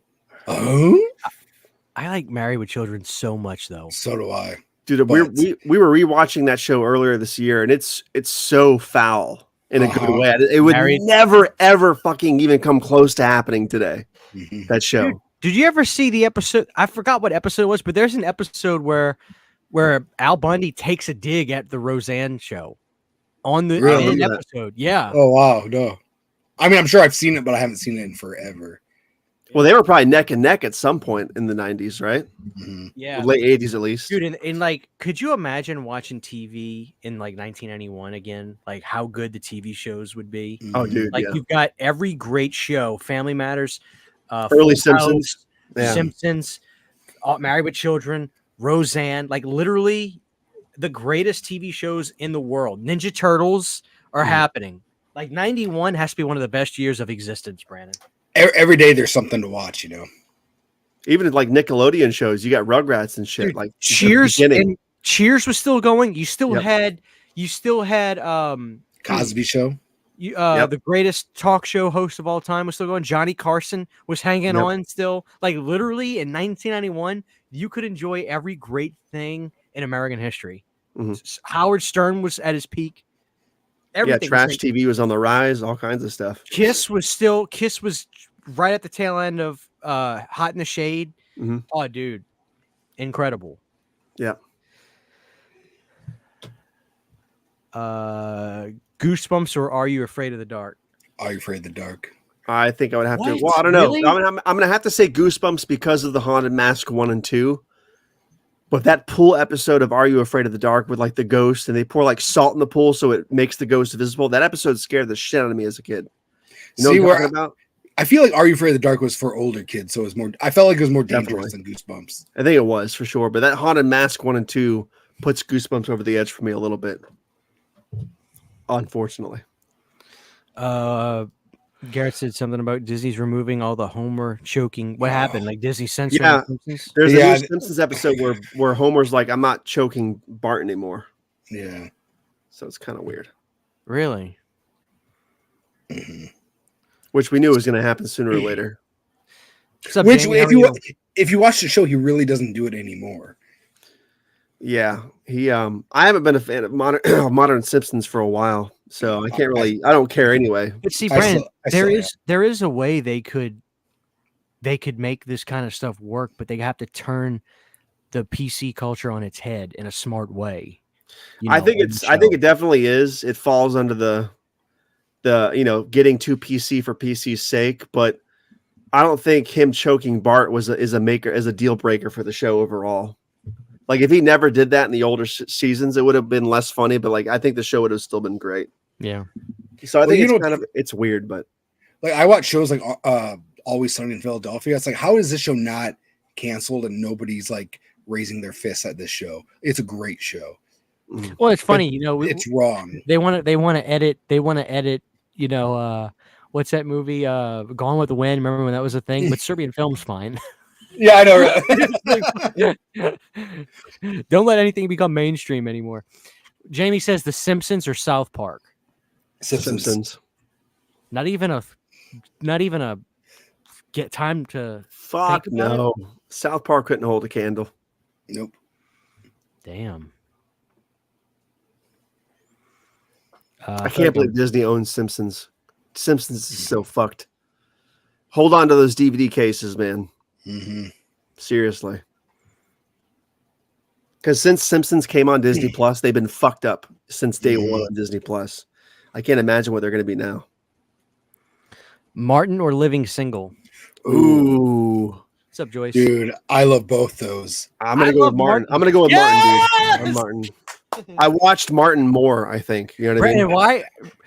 It was like... What's up? Brother Man from the Fifth Floor. That was my homie.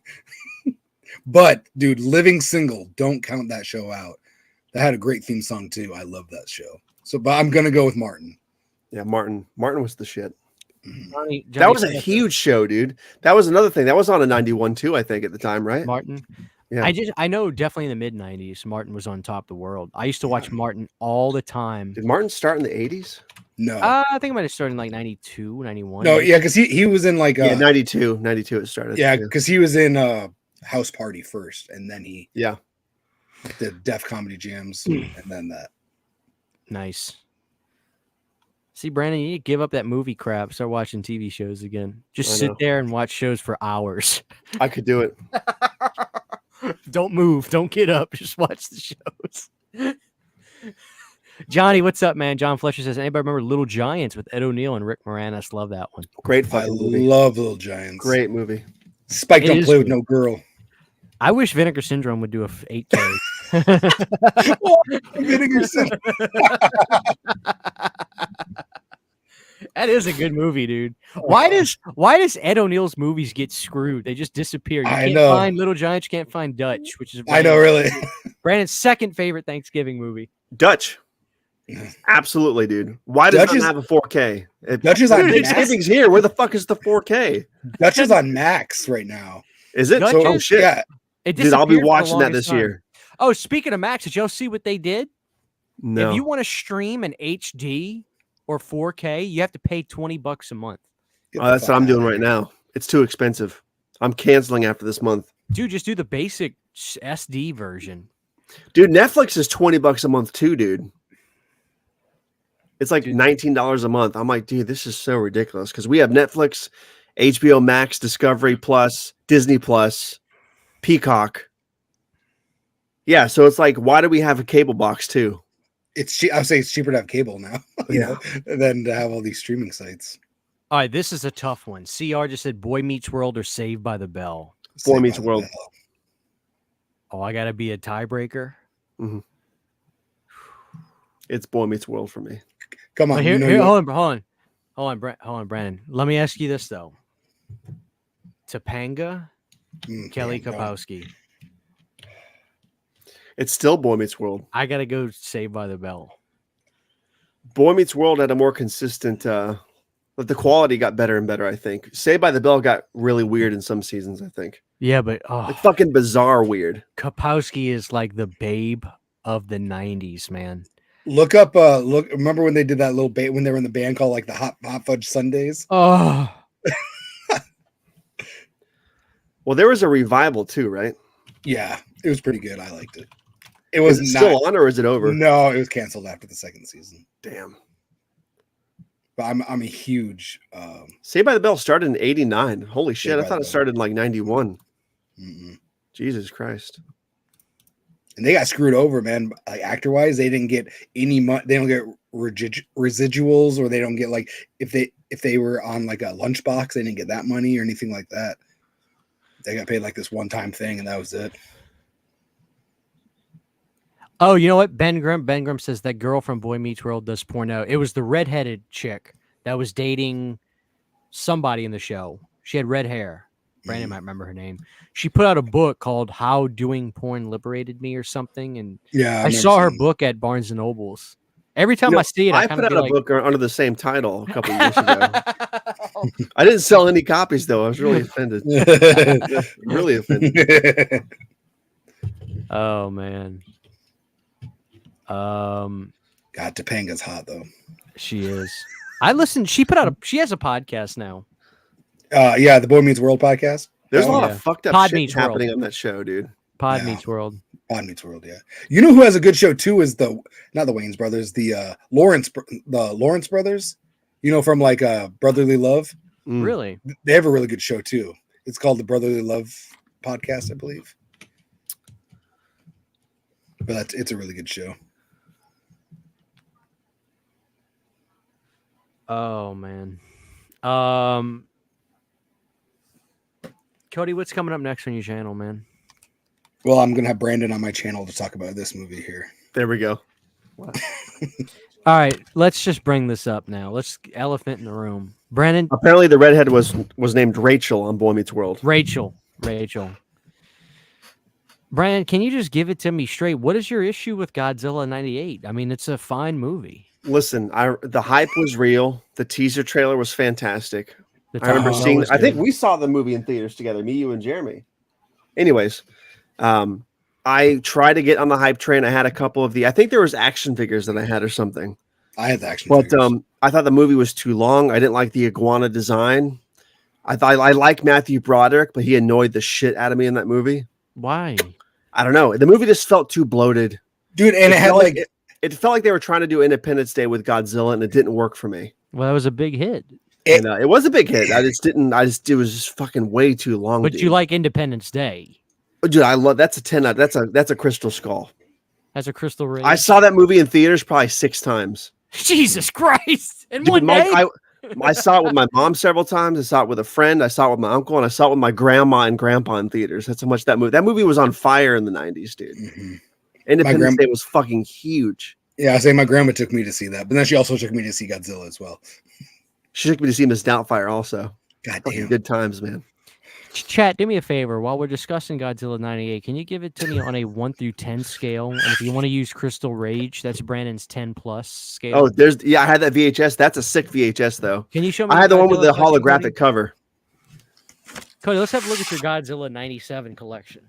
Dude, so I do have a collection. Like I even have like the Taco Bell dog that when you squeeze it, he would say, "Hey, lizard." Yeah. So I have all the Taco Bell dogs. I used to have hats, my backpacks, even my pencils were Godzilla. I was a Godzilla nut. You're kidding. Godzilla 98. The other Godzillas I wasn't a big fan of, but Godzilla 98 was my shit. So you don't like Godzilla versus Rodan or Godzilla versus Mechagodzilla? Or I would have to watch them to really judge them now. How often do you watch Godzilla 1998? Oh, I don't know. Not often, like maybe once a month. No. When the 4K came out, this is my first time seeing it again in like 15 years. I was worried I wasn't going to like it, but I did like it. The CGI is a little dated, but it's cool. And I noticed that there are 3 actors from The Simpsons that are in it, which is pretty cool. I knew Hank Azaria was in it, but even like Kent Brockman is like the reporter guy, and then his assistant is Bart's voice. Yeah. Brandon in the chat's kind of saying like, I don't know. I think it's a good movie. Yeah. Dun. Brandon, what movies have you excited right now? I'm really stoked about the new Ghostbusters movie. Yeah. Did you hear the new title? Like it's Ice Harvest? Frozen Hell or some shit like that? What is it called? Yeah, I thought it was like Ice Harvest Frozen Hell. I don't think it's Frozen Hell. Well, I think it's like Ice Harvest or something weird like that. You looking it up, Brandon? I'm looking it up, but I'm seeing here I'm not seeing a title anymore. I saw a whole article on this the other day, and it's not popping up. Now it's Yeah, just like- saying untitled. Now it's saying untitled afterlife sequel. Oh yeah, because it was It like something, changed back. It was something with ice though. Yeah, I saw it. Maybe they changed their mind. That was like a couple days ago though. Whatever it was, I was like, that's a weird title. I thought It's so better than Firehouse, but still. Anyways, dude, I'm so stoked about that movie. I can't even explain it. Yeah, my local theater has the poster up, so they must be excited. You know, it's not coming out for another It's a year. sick poster with like the sideways frozen. Dude, that shit's awesome. Yeah, I think Ernie Hudson's gonna have a huge part in it too, which he's my favorite. I'm glad because he was the most underutilized. I feel like Murray's going to be like the least utilized. I feel like it's going to be Ernie Hudson and Dan Aykroyd like leading the fucking troop, which I'm fine with because fucking kick ass. I'm gonna give a shout out to Carda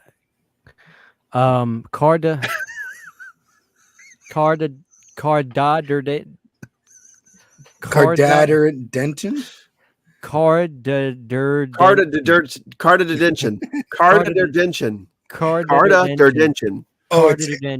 It's pronounced Milwaukee. Milwaukee.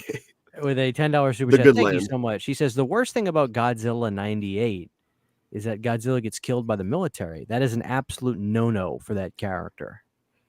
See, for someone who doesn't know the character, I was a 10-year-old boy seeing this for my birthday. I thought it was awesome. So I didn't, him getting killed. I thought it was sad. Like when I watched it this time, I was like, this is actually sad. This Godzilla is just trying to lay eggs and like keep their babies, protected, and he gets strung up on the bridge and then shot down. He was just trying to protect his family. Yeah, but I get where where they're coming from. Yeah. I want to give a shout out. Let me give him a good one. Let's see, Brandon, what are you thinking? I'm thinking. You still have Freddy's a Nut? I had to pull that one because I got copyright for that. For that one? Oh, wow. Swear to God. Wow. Jeez. Here's Brandon. How about... Let me play this one. Let me see what this is. No, that's... Let me do the news station one. Here we go.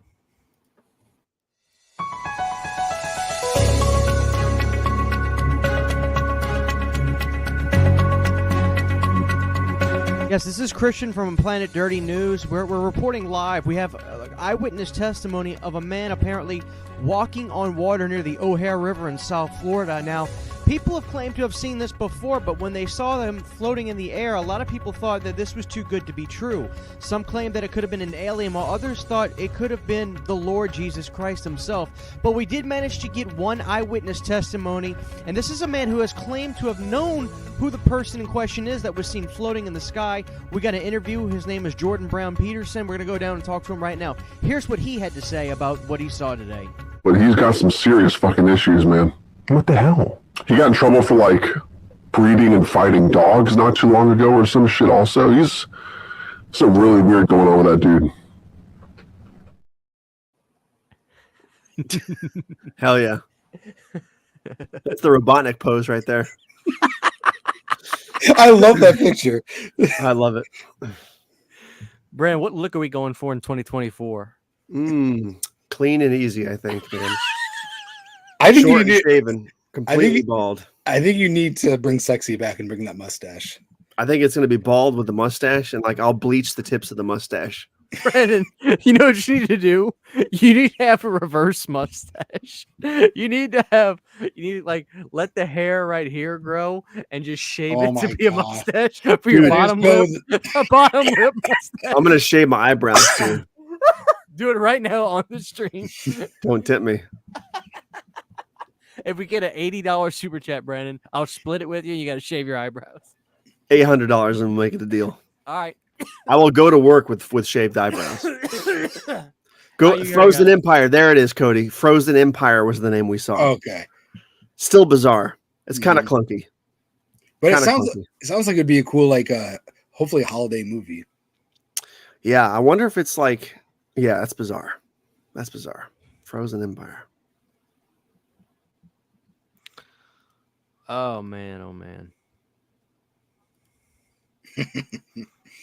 Yeah, don't threat people with a good time. Oh man. I feel like we need to increase the number just in case, like maybe $1,200. Oh no! You said 800. This is $800. So yeah, 800. Let's end the show with this, guys. I've had a great time tonight. The November Planet Dirty is going off as a massive success. But I want to ask, Brandon, obviously this month is Thanksgiving. Mm-hmm. Let's talk about what we like to eat. Let's talk about our day, how Thanksgiving usually goes, and that sort of thing. Can you kind of break it down for me? What Thanksgiving looks like for you? It typically starts on Thanksgiving Eve, the night before. Shanna's cooking her pumpkin pies in the kitchen. I'm getting my preliminary stuff done, like casseroles. Sometimes we do lasagna. Sometimes I make puerco pibil. And then I watch Planes, Trains, and Automobiles the night before. That leads me into the day. Wake up the next morning. Food's cooking all day. Usually we put up Christmas lights in the house that day. Family shows up. Lunch, dinner, all that stuff. And do y'all fight, or is everything hunky-dory? It's usually hunky-dory. And I kind of miss the fun of going out to Black Friday sales right after dinner. Mm-hmm. But nowadays, it doesn't really happen like that anymore. Nowadays, it's like all month is Black Friday now. So, do you have your eyes set on anything this year? Not really, no. I really need a new TV for our den because this thing, the lights are going out in it. So, like, there's like only the middle's bright. So, I might do that in Thanksgiving. I might go buy a new TV. What kind of TV do you have now? This is I had a big TV about a year or two ago. That died all of a sudden. So, we took Shanna's old TV and it's a slightly smaller. This is like 48 inches or something, 4K. I want to get like a 50-inch or something in here. Yeah. Something cheaper. Not something cheap, but just something that's bright. This is just, it's dying for sure. Yeah. It's been used to death. But yeah, I'm hoping since you guys said Dutch is on Max, I think I want to wind down Thanksgiving itself with Dutch. That would be a good way to end it. Watch, you're going to take it off just for Thanksgiving. Yeah, exactly. Make you buy it. Yeah. But Planes and Trains is the epitome of the holiday. It's Thanksgiving Eve time for sure. Someone did mention Son-in-Law. I do watch it Son-in-Law. around Thanksgiving. Son-in-Law. I have Home for the Holidays too on Blu-ray, but that movie is so boring. Home for the Holidays with Jonathan Taylor Thomas? No, it's with Robert Downey Jr.'s in it. And what the hell is the chick's name? She used to be in everything. Home for the Holidays. I'm thinking I'll Be Home for Christmas with JT. Yeah, Home for the Holly Hunter is in it. Yeah, I've never. It's a boring movie, dude. But really, yeah. Dutch is great. Obviously, Addams Family Values is great. Mm-hmm. But, you know what? You realize that because my whole life it was a Thanksgiving movie to me. If you actually think about it, they're at a summer camp. So you're exactly, yeah.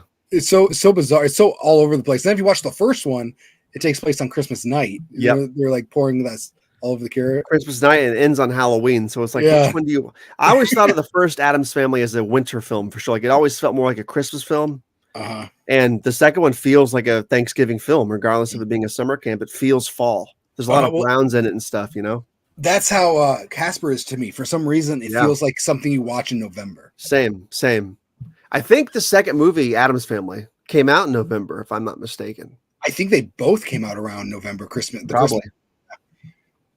Yeah, they're never going to top those Addams Family movies. They're never. You can't. No. It's impossible. So, Brandon, do you kind of take it easy on watching horror films in November, and you kind of settle in with some, I try to start watching holiday films. Like I didn't even watch that many horror films this Halloween. I was too busy and I was just uninterested because there was just not enough new stuff. I didn't want to watch any Michael Myers movie. Yeah, I was burned out of Friday the 13th because I just done all the reviews. So I'm just kind of like, I just kind of coasted, but I really want to dive into my holiday collection this year. For what it's worth, I got my Paramount Blu-ray for Scrooge and I reviewed that the other day and it looked incredible. There's no steelbook of it, is there? No. Is there special features? It's old stuff. They didn't get anything new. Like the Richard Donner commentary is on there. The making of stuff from the past is on there. So does it look exponentially better than the regular Blu-ray? I'm telling you, Brandon, I'm not saying this because Paramount sent it to me. You could ask Sydney. It is one of the best 4Ks of the year. Wow. It looked incredible. Yeah, Scrooge is one of the best Christmas movies ever made. One of the best Christmas horror films ever made. You know my favorite part of that movie is? It's like Oh shit! Oops, I'm getting excited over here, guys. It's the beginning of the movie when they're playing the Scrooge trailer, and he shows his version of the trailer, and it's like there's like bombs going off. There's like AR military tanks like just blowing shit up. There's bodies in like the streets, like in the post, and then all of a sudden it's just like Scrooged, the Christmas classic. I love that. But no, when the scene of the boss, I'm telling you, dude, it is a immaculate 4K. I was so happy, and it's not super expensive. It's $19.99. So if you go to Best Buy, you should be able to find it there easy. So dude, it's awesome. I brought a tear to my eye with how good it looked. It was incredible. I need to get it because I need to watch that. Speaking of 4Ks, I got to ask you guys because I haven't upgraded. Does Home Alone 4K, is it worth the upgrade? And Christmas Vacation, is it worth the 4K upgrade?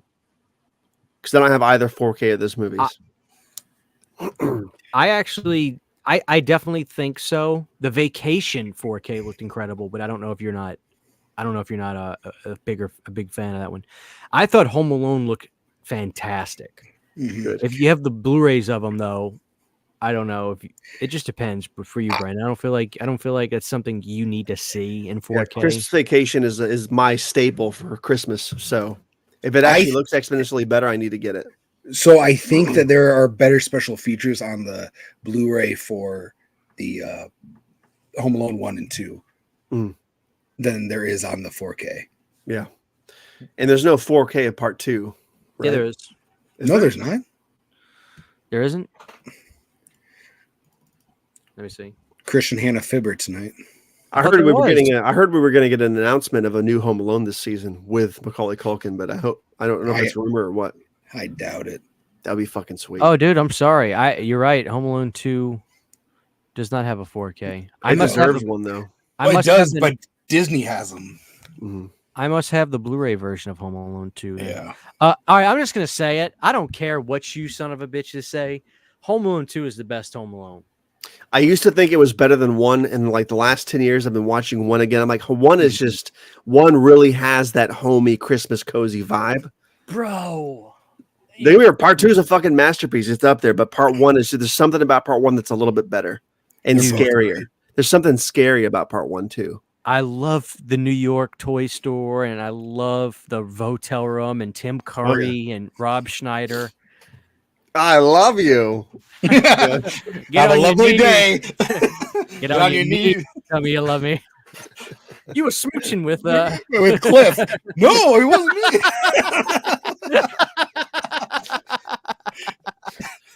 Dude, hey, get out of here, creep, or I'll smack you silly. Oh, Brandon, I need you to think back to that.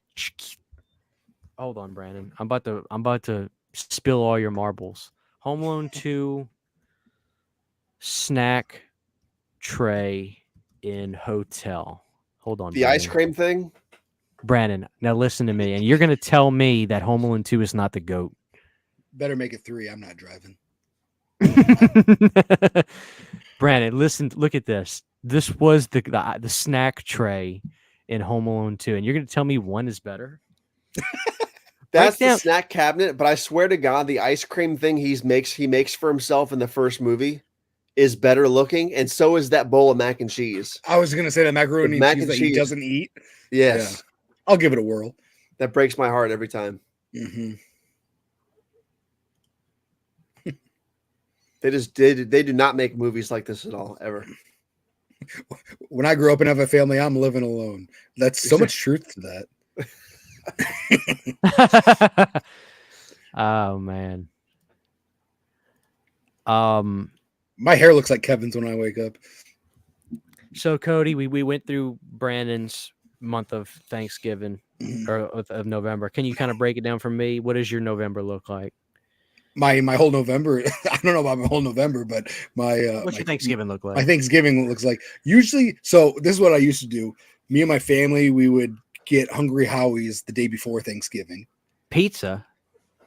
Yeah. So so like I would always get we haven't done this for years, but I would get they had like a calzone that I would buy. It was like the Turkey Club calzone that I would get. So I'd get that, and then on Thanksgiving Day. In my mind, I was going to wake up early and watch the parade, but I'd always sleep till noon. So Macy's Day?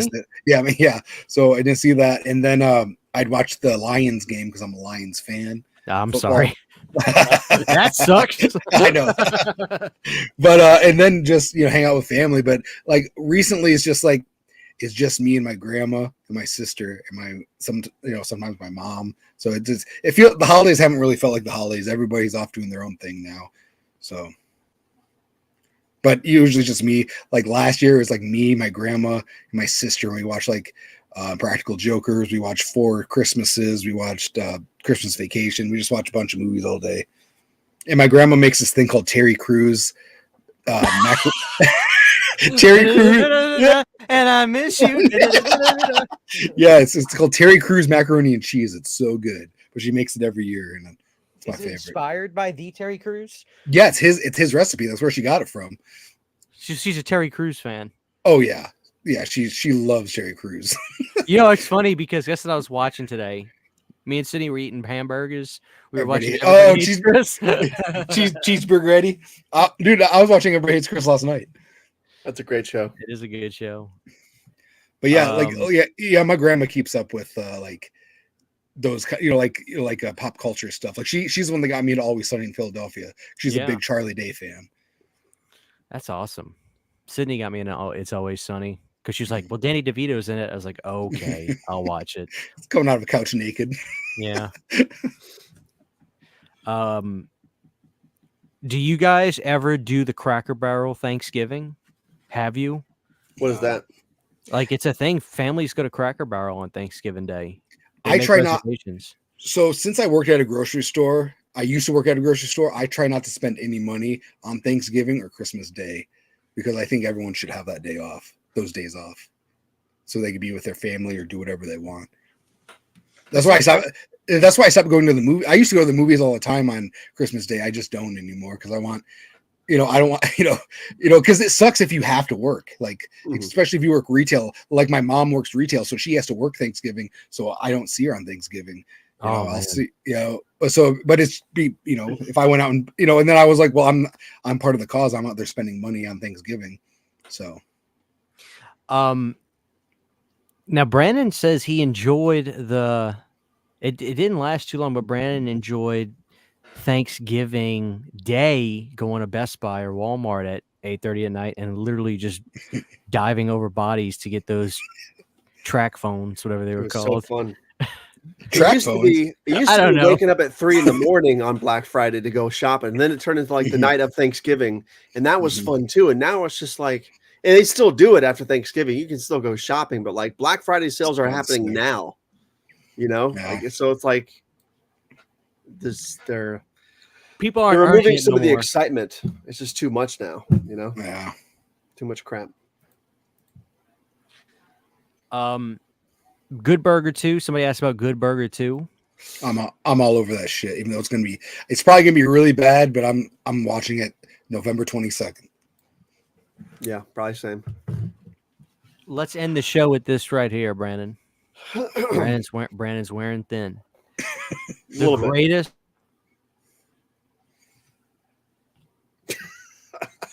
Oh, did he freeze?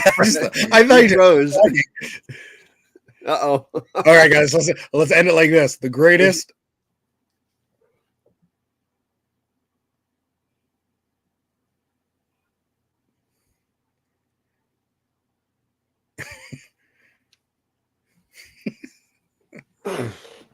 All right, then. Apparently the show's just going to keep going.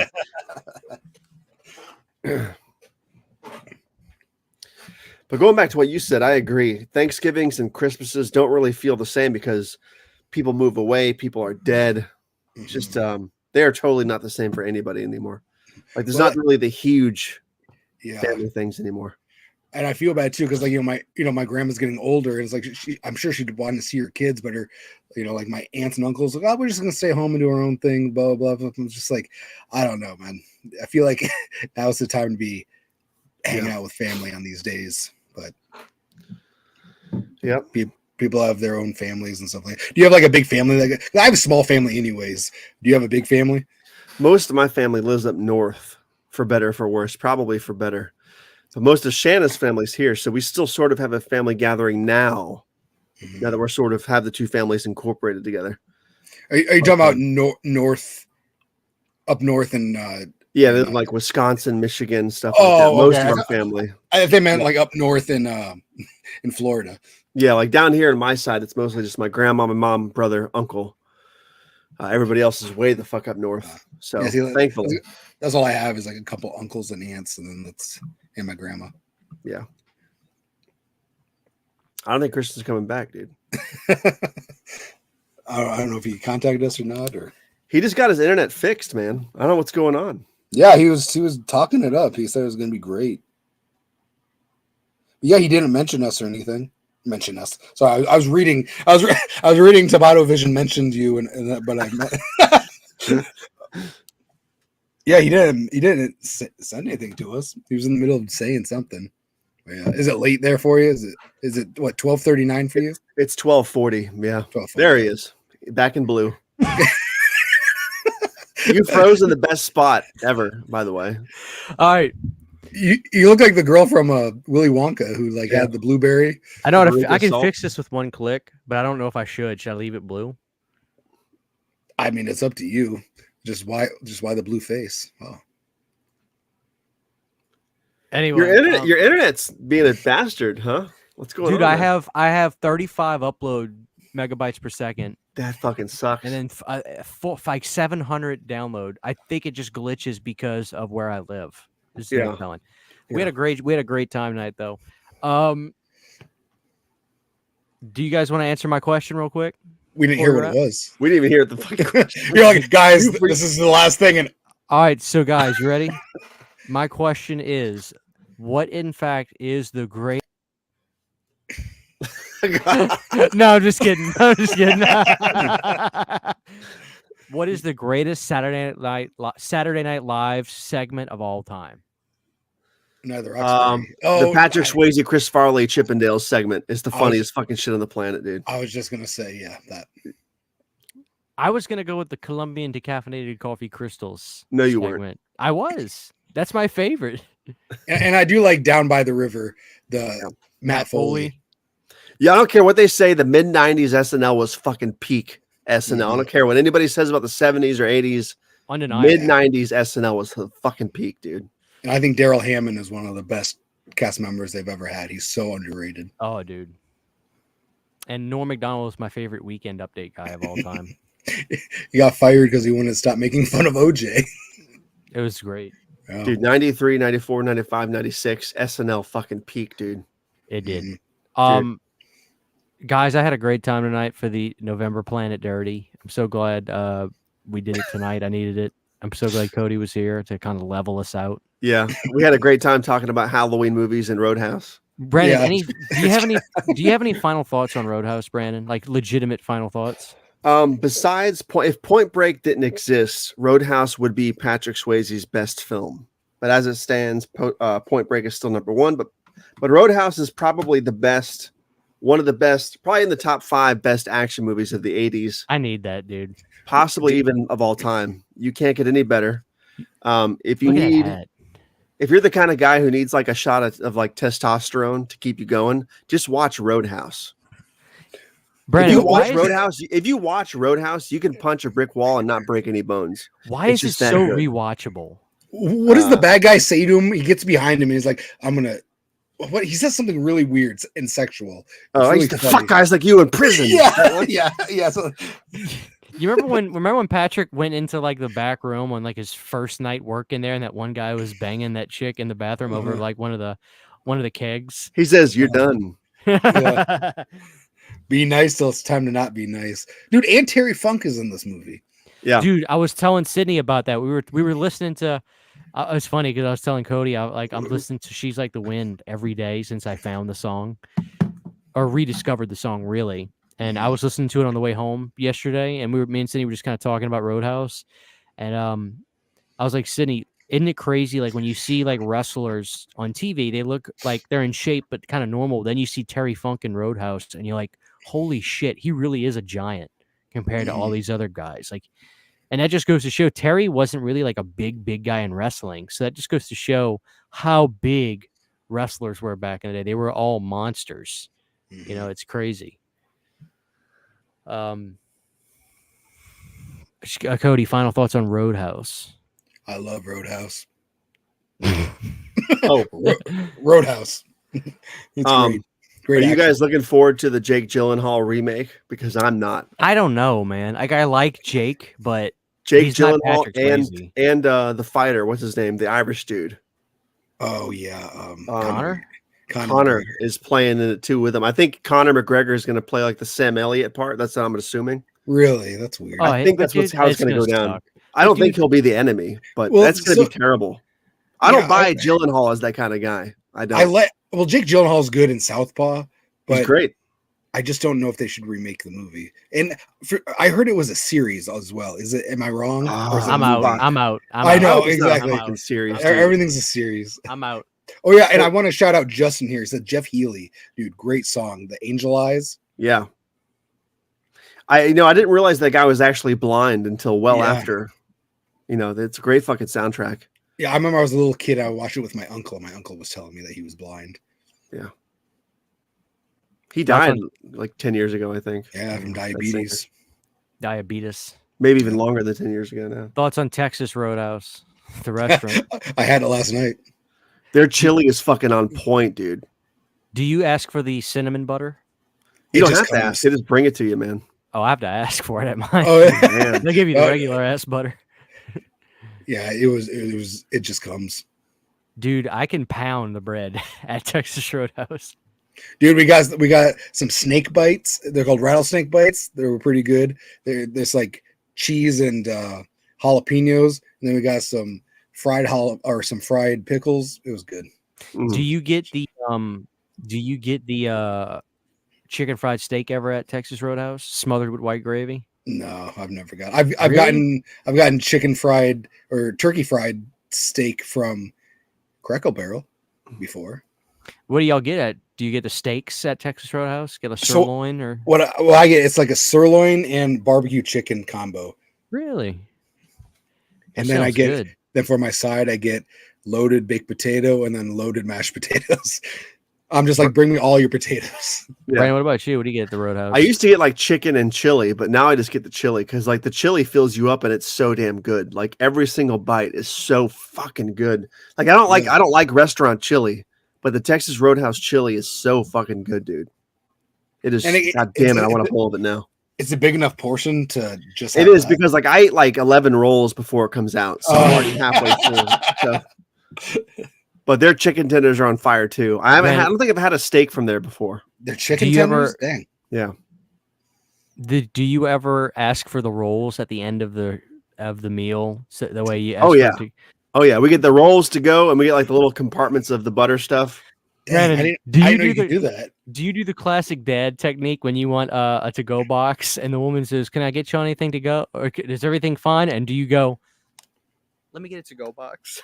I do that. I think. Right? You make the shape of that. You know what I'm talking about? I don't know if I do the hands. I do the hands. Maybe I don't know. Probably.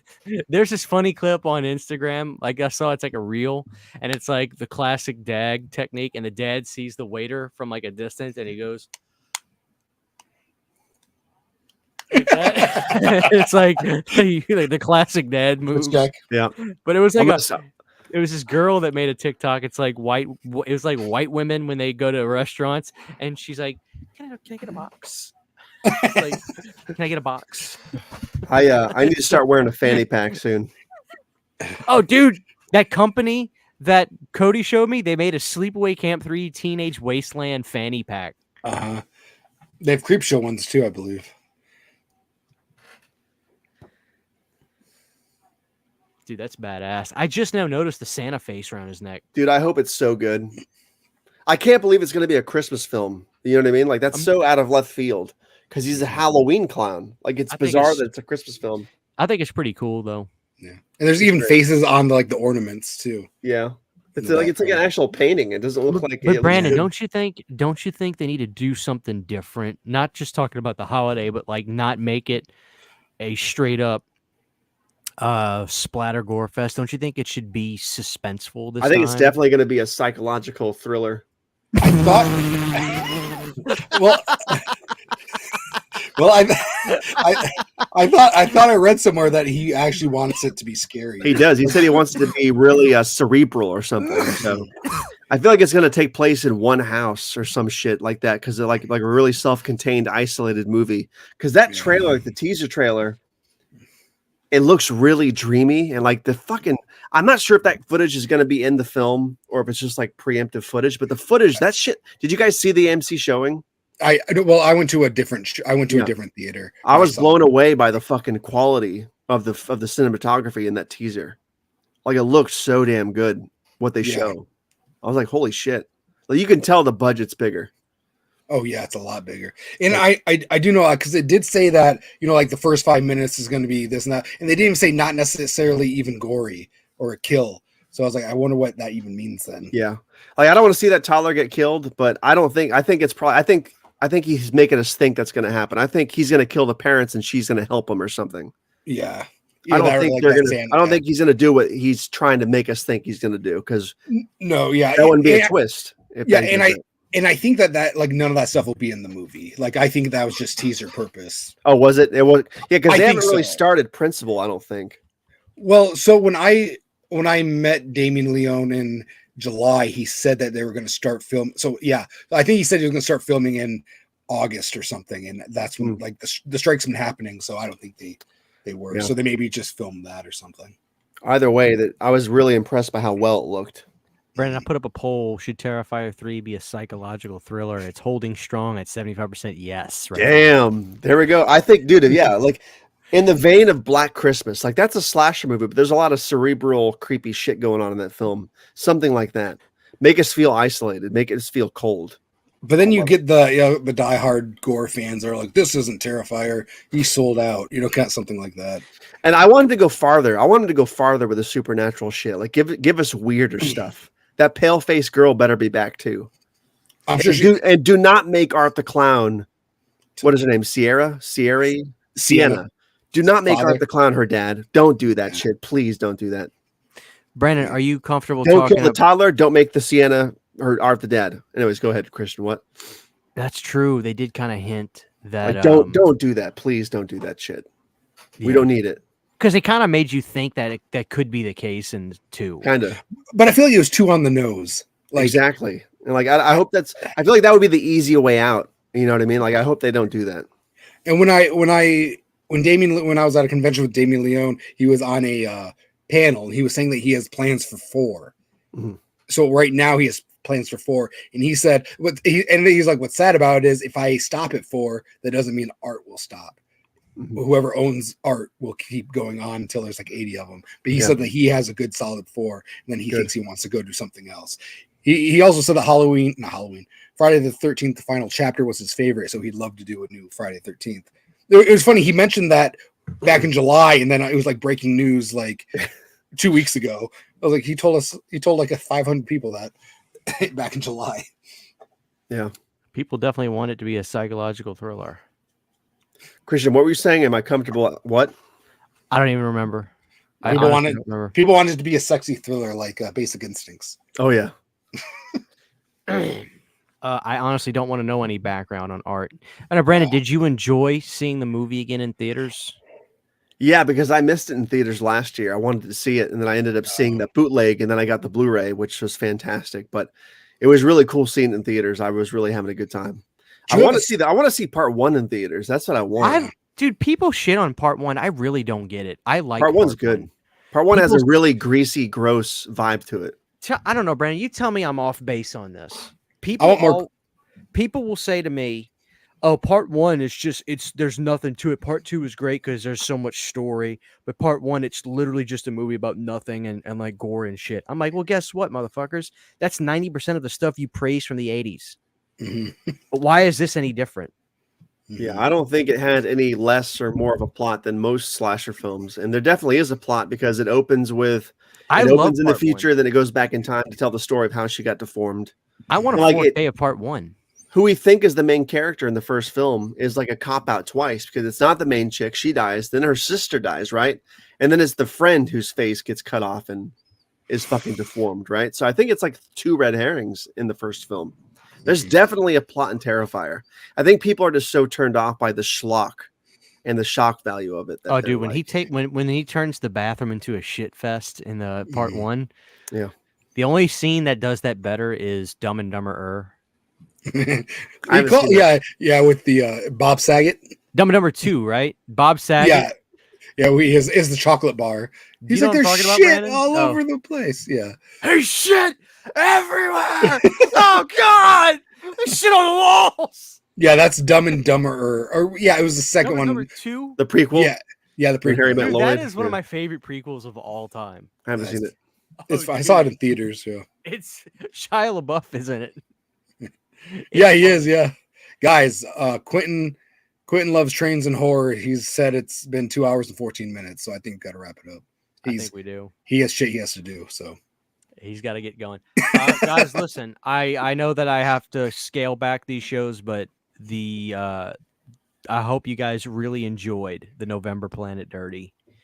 Wait, it looks like Chris Snyder just came in, so we got to go another 2 hours. We got to go another 2 hours. Sorry, Christian, go ahead. Down. Brandon, are you making any more hockey masks? Yeah, I gotta make the. I have a Jason Takes Manhattan mask I gotta make, and I have another Roy Burns mask I gotta make. Why don't you set up a little LLC, dude? Let's get it going. I have Night Witch Productions. That's my mask company. I just don't. I haven't ramped it up. I feel like that's the only way I found out about that was just seeing your logo for that. Yeah, we never talked about it. It's just there's so time consuming, and like the money to get all the materials is so draining that if I don't have a guaranteed purchase, it's like. It's like fuck. I want to do an original sculpt soon of something, an actual original latex sculpt besides hockey masks, besides the Michael Myers mask. Like your own creation. Yeah, like I did a concept Michael Myers mask from the ground up a couple of years ago. That was cool, and then I do the hockey masks. But I really want to get some more clay and some more plaster, and actually do a ground up, totally original sculpt, not based on any IP or. But I mean, again, it's fucking time and money that. It's what happened to redesigning the your wall? You said you're gonna make it a Christmas wall. I wanted to leave it for this. Since this is the Halloween Hangover, I wanted to leave it for this one more time, and the next time you see the wall, it'll be totally redone. I'm gonna have the Terrifier poster framed up here. I'm gonna have my Frankenstein with the Santa hat back up here. I'm probably gonna have my Frankenstein mask with the Santa hat up here. Christmased out. What's the word I'm looking for here? The decked out. Garland, Christmas lights, all that shit up here. It'll be cool. Yeah. Are you decorating your house for Christmas outside? Do you go all out? Oh yeah, for sure. Yeah, we haven't started yet. We're kind of letting Halloween. We're having a week off because today we finally finished putting away. Besides this, all the Halloween shit went back into storage today, which was kind of sad. And I'm gonna let the house breathe for a week, and then this upcoming weekend I'm gonna do the whole house. And I may or may not save the house lights for Thanksgiving. I might put them up early. It depends. When does the teaser for Sonny the Vampire come out? I don't know. I'm dying to shoot that movie. Dude, I want to be in the movie. I have parts for everybody, and you're going to be in the movie for sure. And I want to shoot it probably in January when it's cool here. If it's just audio, that's zero problem. Obviously, I have the equipment for that. But if it's video, let me know because I want to use like my good camera. There we go. All that and give you something 24 frames, whatever you want, man. I want to give it. Shit, I'm gonna fly down to Florida. There you go. Is Cody gonna be in Sonny the Vampire? Cody's coming down to be the production manager, man. Oh, he worked on movies, dude. He probably can. Oh yeah, get you in time and under budget. There we go. I'm staying at Brandon's for 3.5 months. There we go. I'll be sitting right next to him during these shows. He's coming to work with me and stuff. What was the germ of the idea for Sonny the Vampire? I was driving from work to Titusville, which is where my future parents-in-law live, and Shanna and Isabella were over there. Oh, Titsville. Yeah, Titsville. I always say Titsuville for some reason. I had a pair of Isabella's purple plastic vampire fangs in the car, and I don't know what the fuck happened. I think I was thinking of the George Romero Martin film and the logo and stuff, and I was like, I want to do something fun, a fun mockumentary style vampire flick in the vein of the Shadows movie. What is it called? What We Do in the Shadows. And I hadn't seen it yet, but I've seen clips from it. So I bought that movie, watched it, and luckily none of my ideas really were too similar to those. It's just basically going to be of a 300-year-old Florida vampire from Transylvania who moved here with his wife. They're raising a young daughter, and he's throwing this Halloween party, and it's a big deal because all of the elder vampires are coming to this party this year, and that's the drama of the film. But it's shot mockumentary style, and the twist is going to be, I can give the twist away because no one's going to remember this by the time it comes out. Spoiler alert. The twist is, and I don't mean that in a negative way, but the twist is going to be that he turns the whole film crew into vampires too. So the whole time you're watching this movie, the film crew is learning how to be a vampire as they're filming this 300-year-old vampire. Dang. So I don't know. I can't guarantee it's going to go anywhere or do anything, but it's a fun project I want to make, and I have to make it because it's like an itch I have to scratch. So. And I'm excited. You have everyone cast and everything, or what? So far, it's me, Shanna, Isabella, obviously. I have my friend Bill is probably going to be in it. I have some guys from work who want to be in it. Christian's going to be in it. You're going to be in it, Cody, in some way, shape, or form. Christian's going to do a remake of Putting on the Ritz. If I can get the license to do a cover, so I can legally have the song in the movie, I'm going to fucking purchase it so Christian can make the cover. I want to cover it so bad. It goes with it too. Like whenever I see that face, I think of Putting on the Ritz. Like that short, I like so much. Oh, dude, that single version too, like the heavy big beat version of it. We jammed it yesterday. We cranked it in a Honda, dude. Yeah. It is such a jam. It is. It's weird too. That song sounds so spooky. Obviously, it's based on like 100-year-old song, but Putting on the Ritz is about wearing like your best clothing and going out to a party. It's not so about vampires or spooky or Halloween, but it's such a Halloween song. Taco. Because it sounds spooky. Putting on the Ritz reminds me, it would be like the song for The Nanny. Like the beginning of The Nanny. Right. Yeah. So, and I'm prepping Loon 4 also. Like when I know I'm rambling. We're trying to go off the air here, but when I saw Terrifier 2 in theaters, it lit such a fucking fire under my ass to make Loon 4 immediately because it's a slasher movie. So I'm trying to do 2 movies this year. Dang. Really trying to. We'll see. That's awesome, Brandon. Appreciate it. I try to make 2 videos a year, so. That's the thing too, man, is I'm worried about the channel. You want to talk especially about Garrett that? was like, especially after Garrett was like, my friend, he got rejected again. I'm just like, dude, fuck. I don't see Tabata Vision coming back after January as far as monetization goes, which is a big deal because it's so much time and effort. I can't do that. I can't just make those for free. It can't just be a hobby. Can we? My hobby is filmmaking. It can't be just doing the YouTube thing. Can you kind of talk to us about, let's say, worst case scenario? They say, sorry, bud. I'm going to make sporadic videos from now until January 10th. I'll probably do some live streams and stuff too. I'm not going to abandon the channel. But if they come back again in January 10th and they say, fuck you, or rejecting your monetization attempt,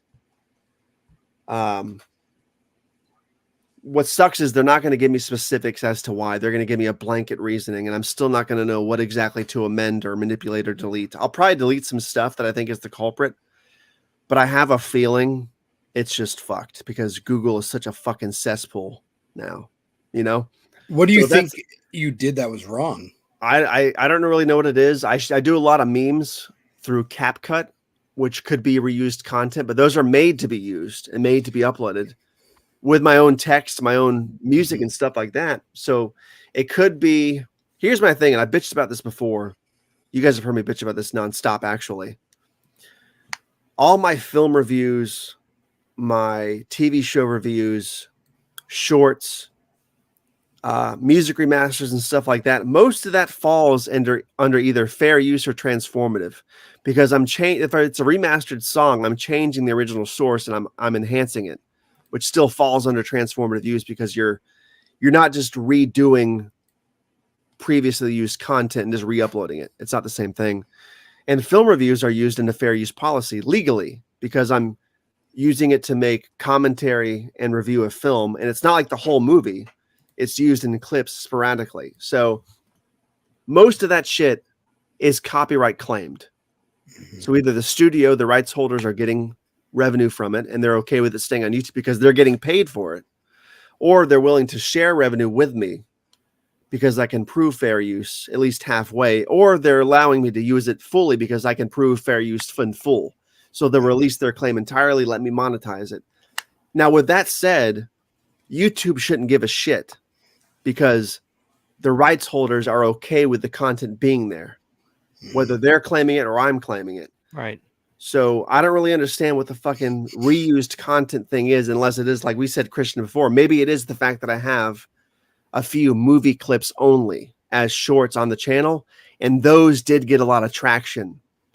And I know that when they do these rejection things, they look at like your top 10, and there's a couple of those movie shorts. They're just movie shorts. Right. From like House of Thousand Corpses. They're like 30 seconds, but that could be the issue. I'm probably going to delete those when it gets close to time because they're still giving me views and stuff. And like, it could be that Castlevania playlist because that's at like 500,000 views now. And it's a playlist, and I added a looping background with animation and stuff. So it's not like I just took the music and threw it on a picture. I'm rambling here. I'm trying to get to my point. No, it's all interesting, especially for me, because that wasn't monetized. I uploaded that as just a playlist. And then suddenly the rights holders decided to share revenue with me. So I enabled monetization for it and started collecting revenue. Mm-hmm. So I'm not sure when exactly the fault happened and exactly what the content is. I have a feeling I'm going to fucking delete all these videos and they're still going to reject it. You know, that's my biggest fear. And like I've gone back and forth with them so much now, they've stopped responding to me. So I'm just fucking, yeah. I just got to wait till January. But anyways, back to the point that you asked me 20 minutes ago, Christian, before I rambled. No, go ahead. If I don't get monetization back, I'm going to have to cut back 90% on the channel. Well, what happened? I guess my question to that is, what do you do with the other channels? Are they going to adapt more of a front and center? Like, because I know you as Tabata Vision. Can I now know you as Tabata Vision TV after this, and that will become your main channel? You know what I'm saying? Like, I guess, yeah. I guess I could do that, but what? It'll take a while because a lot of the steam is going to be taken out. Yeah, because like I don't like the idea of having to fucking move everything over. Like, you know what I mean? Like it's all that. It's like a whole rebranding. See, I feel. And you're at 8,000 right now, right? You just got to 8,000 or 6,000. 6,000. Congrats on a lot of that was right. thank you. A lot of that was in part to the playlist. So my interaction rate is still pretty down considering, and a lot of my initial view counts are down still. But the subs keep rolling in, and like I'm pretty sure they're real people because if I put up a poll, there'll be like 1,000 people responding to it. Oh so yeah. Well, here's people are interacting. You have a shorts audience and you have a videos audience. There's no doubt about that. I'm finding that out for myself. My shorts are starting to do pretty good, but I'm also being pretty consistent with my shorts. Yeah. I guess my question is this though, Brandon. I feel like me and you actually think, again, because this is once a month, I don't want to go too much longer, but I did want to make this a nice hearty show for everybody. Yeah. I feel like me and you have a different mindset on this, and I want you to just kind of maybe talk a little bit more to this. I felt that I needed to open my channel up to not just be horror. Now, I know that's going to be a little bit of a climb for me, but it's also something I'm willing to do. And the last couple of my videos haven't even been horror. As a matter of fact, I'm doing some topic videos talking about physical media, where it's going to be in a few years. I just reviewed Scrooged and stuff like that. And, you know, I keep reminding myself, Christian, don't be afraid. You've rebranded a Planet CHH for a reason. That way you could be more open and bring everybody into your world. Do shorts about the stuff you love. You don't have to do videos about Alf, but do a short about it. Let people know what you're doing, you know, blah, blah, blah. And I've done that, but I feel like you have the opposite mentality on that. And I'm just kind of wondering what brought you to that point. I just like the idea of keeping things separate because a couple of years ago, there was a mindset of keep your audiences separated. Like if you have a music channel, don't have a movie channel with it. And I was convinced that's why Brandon Tabata, the channel, kind of petered out because there was just everything. Everything I wanted to upload, it was there. Family videos, music videos, movies, random stuff. And there was this really, I forgot the word, but a couple of years ago, there was this big YouTube movement of really compartmentalizing genres into different channels. So you would gain specific audiences for that stuff. So if you had like a music channel, do a music channel, but don't do a music and movies channel. Do a horror movie channel, but don't do a horror movie and comedy movie channel. Do them separately. That was my mindset. And it also helps my OCD because I like to have things organized. But do you think I did the right thing? Having TV for non-horror and having Tabatavision as horror, because I want to have a very horror-centric channel as the primary and have TV for everything else. And Tabata tunes for music. But go ahead. I was going to say, but you think in my position, because I'm curious what you think about what I did. I mean, I feel as a physical media channel, predominantly, I got to talk about movies that are so important to people's lives that are not just The Exorcist. I've got you were the guinea pig, and your experiment worked, because I remember when you changed to Planet CHH from horror exclusive to all media, right? It worked. Yeah. So I realized it worked, but Tabatavision TV, I think, was already established. It was small, but I had already compartmentalized. So seeing the channel work for you really showed me like it can work as a pool channel. That's the wrong terminology. But it's not like it's not mixing different art forms. It's still movies. Yeah, it's not movies, music, and it's working. And birdhouses or something. Exactly. So like to answer your question, if I do continue and hit Tabatavision TV strong, I will definitely make it just making it all encompassing. It'll rebrand Tabatavision probably and include horror and non-horror. That's what I'm trying to say. Because if I have to restart over, I'm not going to redo Tabatavision as a horror-centric channel. It's going to be Tabatavision as horror and non-horror stuff. Yeah, I think you're going to be okay, but again, I can't tell you what to do. I remember the idea I floated to you. I was like, dude, Tabatavision TV is a strong, healthy channel. You got a good number of subs on there. Yeah. Just maybe I wouldn't say get rid of Tabatavision. Yeah, I would keep it up, but it would be like it would just be fuck. Because I'm not sure after January, I'm not sure if I can reapply again. That might be the last thing. Because I think you only get so many tries. You know? But Google, I mean, they want to fuck you because in their, not their defense, but they can monetize your content however they please, whether you're getting money or not. So they probably rather have people demonetized so they can just keep the campaign money for themselves, or the ad money. It's shitty, but like I said, I work for an ad agency and I have a lot of clients with Google, and I talk to Google weekly and they couldn't give me any specific answers. So it's like, come on, dude. But I knew this was coming. When it happened to Garrett earlier this year, I was like, fuck, my channel's coming eventually. But you see, I think he might have lucked out, Brandon, because he did start deleting a bunch of shit. And I think he just happened to get lucky and delete whatever it was that pissed off Google. And did I tell you guys the shittiest part? I know we're trying to end here. When I did that video, because they gave me the option to do that appeal video right away. And that's a new thing. I don't think Garrett even had the option. I think he had to wait 30 days to reapply. I want to see your appeal video, by the way. I have it unlisted. I'll share it with you guys. What does that mean? An appeal video? They gave me when it demonetized 4 weeks ago now. They said you can make an appeal video and send it to us, and we might remonetize your channel. Otherwise, you got to wait till January 10th, right? If we reject it, which obviously they rejected it. And basically, the appeal video had to be me on camera explaining my channel with screenshots and screen grabs of my channel, of my videos, explaining why the channel should be reinstated, why it's not reused content, blah, blah, blah, basically defending myself like a fucking court case or something. Really weird experimental stuff. It's an experimental thing they're doing with the video. It got rejected because they said I didn't go through my full account. I only went back 3 months. It didn't show the full scope, and they know I'm still using reused content, and basically called me a liar, and then it wasn't good enough, and now I have to wait for 90 days. That was basically it.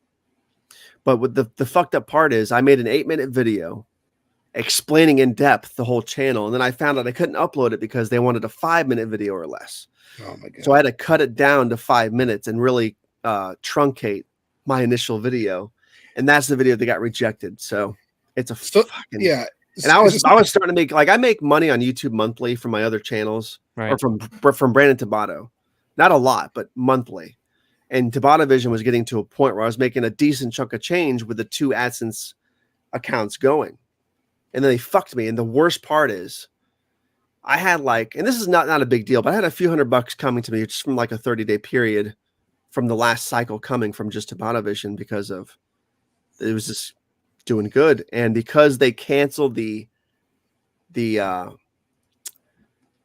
program on me, they paused the payment.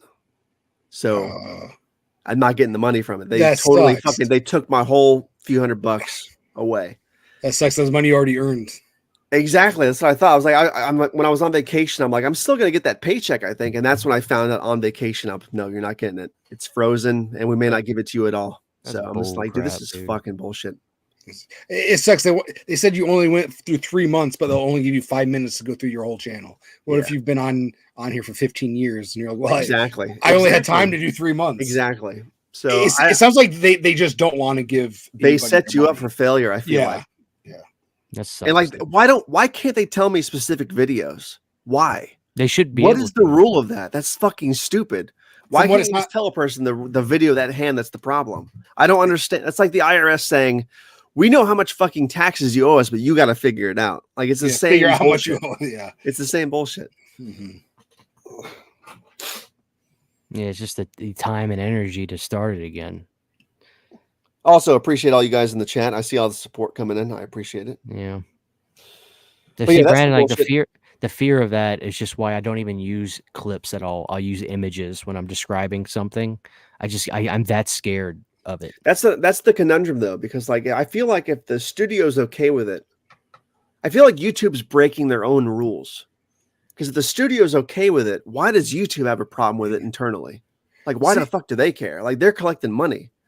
See, and what I'm worried about is like, so I use clips in all kinds of stuff. I don't know if you guys watch my stuff, but I'll use clips. I'll use images and stuff. And I've never had any copyright claim or anything like that. And I don't know if that's because I'm so small and I'm not monetized. So once I do get monetized, they're like, oh no, all your videos are done. It's like, oh, dang. Yeah, it's hard to say. I think my channel was in the green. There was no outstanding strikes or pending copyright claims. Everything was resolved. Either I was making money or I was sharing revenue, or the copyright holders were totally fucking getting money from my videos, which I was fine with. Let me use the content. You collect your money if you want to be an asshole about it. That's how I feel. Yeah. If the rights holders are okay with it and all the rules of YouTube are being followed, why the fuck does YouTube suddenly have a problem with it? I don't understand. They couldn't answer that question for me either. So it's a big frustrating mess. And yeah, I found whatever. I think YouTube is going to shit. That's what I think's going on. But who else do you go to? I mean, like I saw somebody bring up Vimeo. Vimeo is cool, but it's not the same at all as YouTube. Like YouTube is the only one out there like this. It's beyond competition. There's nothing else can get close. People talk about Rumble. Nobody's using Rumble. No, I've never even heard of Rumble. It's basically no censorship. And I tried to use it once, and it's so clunky, and like it's like using MySpace as far as I'm concerned. No. It's so clunky. That's the thing. Everything is copy. Like they probably have patents on the way YouTube's layout is and stuff. Like you just can't. The fucking interface itself is probably patented. That's what I'm saying. Like, you could never fucking. They can't do anything about it. YouTube's it. I don't know, man. It shouldn't be about monetization. I get that, but like we're not kids in high school making videos. This has got to be time is money. It's got to help earn a living at some point. As much as I want to do this for free, it's gotta. And people the audience understands that. They do. Yeah. You know. But then you can have like a girl shake their ass to Who Let the Dogs Out and play that for a minute, and it's fine as a short. Exactly. It's crazy. Exactly. Yep, you're right. I think when it comes to be like January 1st, that's when I'll start deleting stuff. I think is the problem, because right now, since I can't monetize till January, I'm gonna let them keep rolling in views and subscribers. You know, in the meantime, just let them keep performing for me. Yeah. And I'll make some content still, and hopefully it goes well. But we'll see. We'll cross that bridge when we get there. Hopefully it all works out, man. I hope so. Thank you. I just hope, the right thing will happen. Whatever that is, it'll happen, and then we'll go from there. Luckily, you kind of have some options that you've made for yourself. I almost feel like the way you've set stuff up is somewhat of an insurance policy or some sort of a contingency plan in the event one of your channels gets screwed over. Yeah. You know? Yeah, because they didn't cancel monetization of Branded Tomato. I was very surprised. I figured they'd cancel everything from my account. But I mean, you get ads from your movies, right? I mean, you get. Yeah. That's incredible. Yeah. You know? So we shall see, guys. We shall see. It's fine, Cody. We like the blue. I think we are 2 hours and 40s. Is there anything else you guys want to bring up before we legitimately wrap it up?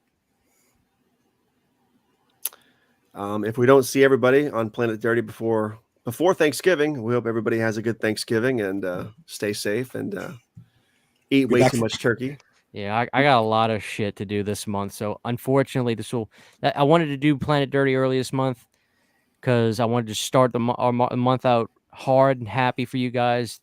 You guys go back. We've got a bunch of Planet Dirties. We'll be back. The Christmas episode, I know, is Brandon. What was the idea that we got for a Christmas episode to do? It was the Christmas cream pie. Christmas cake. It was a cream pie challenge, right? Yeah. I'm serious. Yeah. I think it was Ben Grimm said, "Hey, you guys should get every flavor of oatmeal cream pies." It was Grimm. Which I was thinking to myself, did I freeze? Am I back? Oatmeal? No, we're listening to you. I was gonna say, so I was thinking to myself when he said that, I was like, wait a minute, there's different flavors of oatmeal cream pies?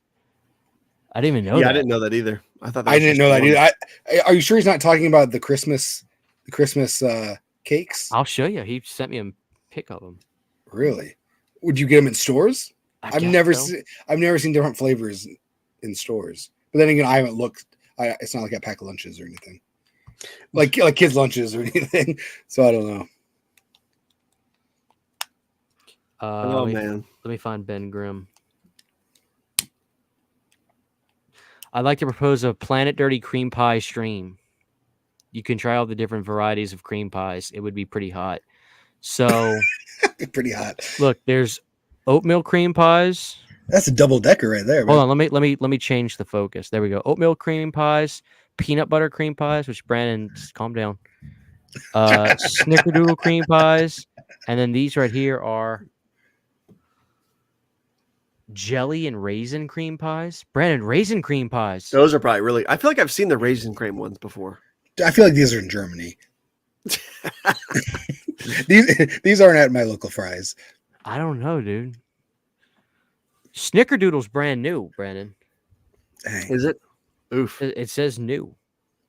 Wow. I am not buying all these fucking boxes of cream pies for that show.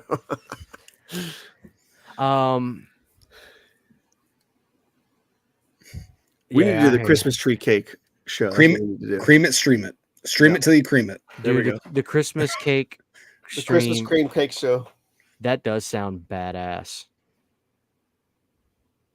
It's going to be fun. And I'm sure we'll come in hot and heavy in early December for that.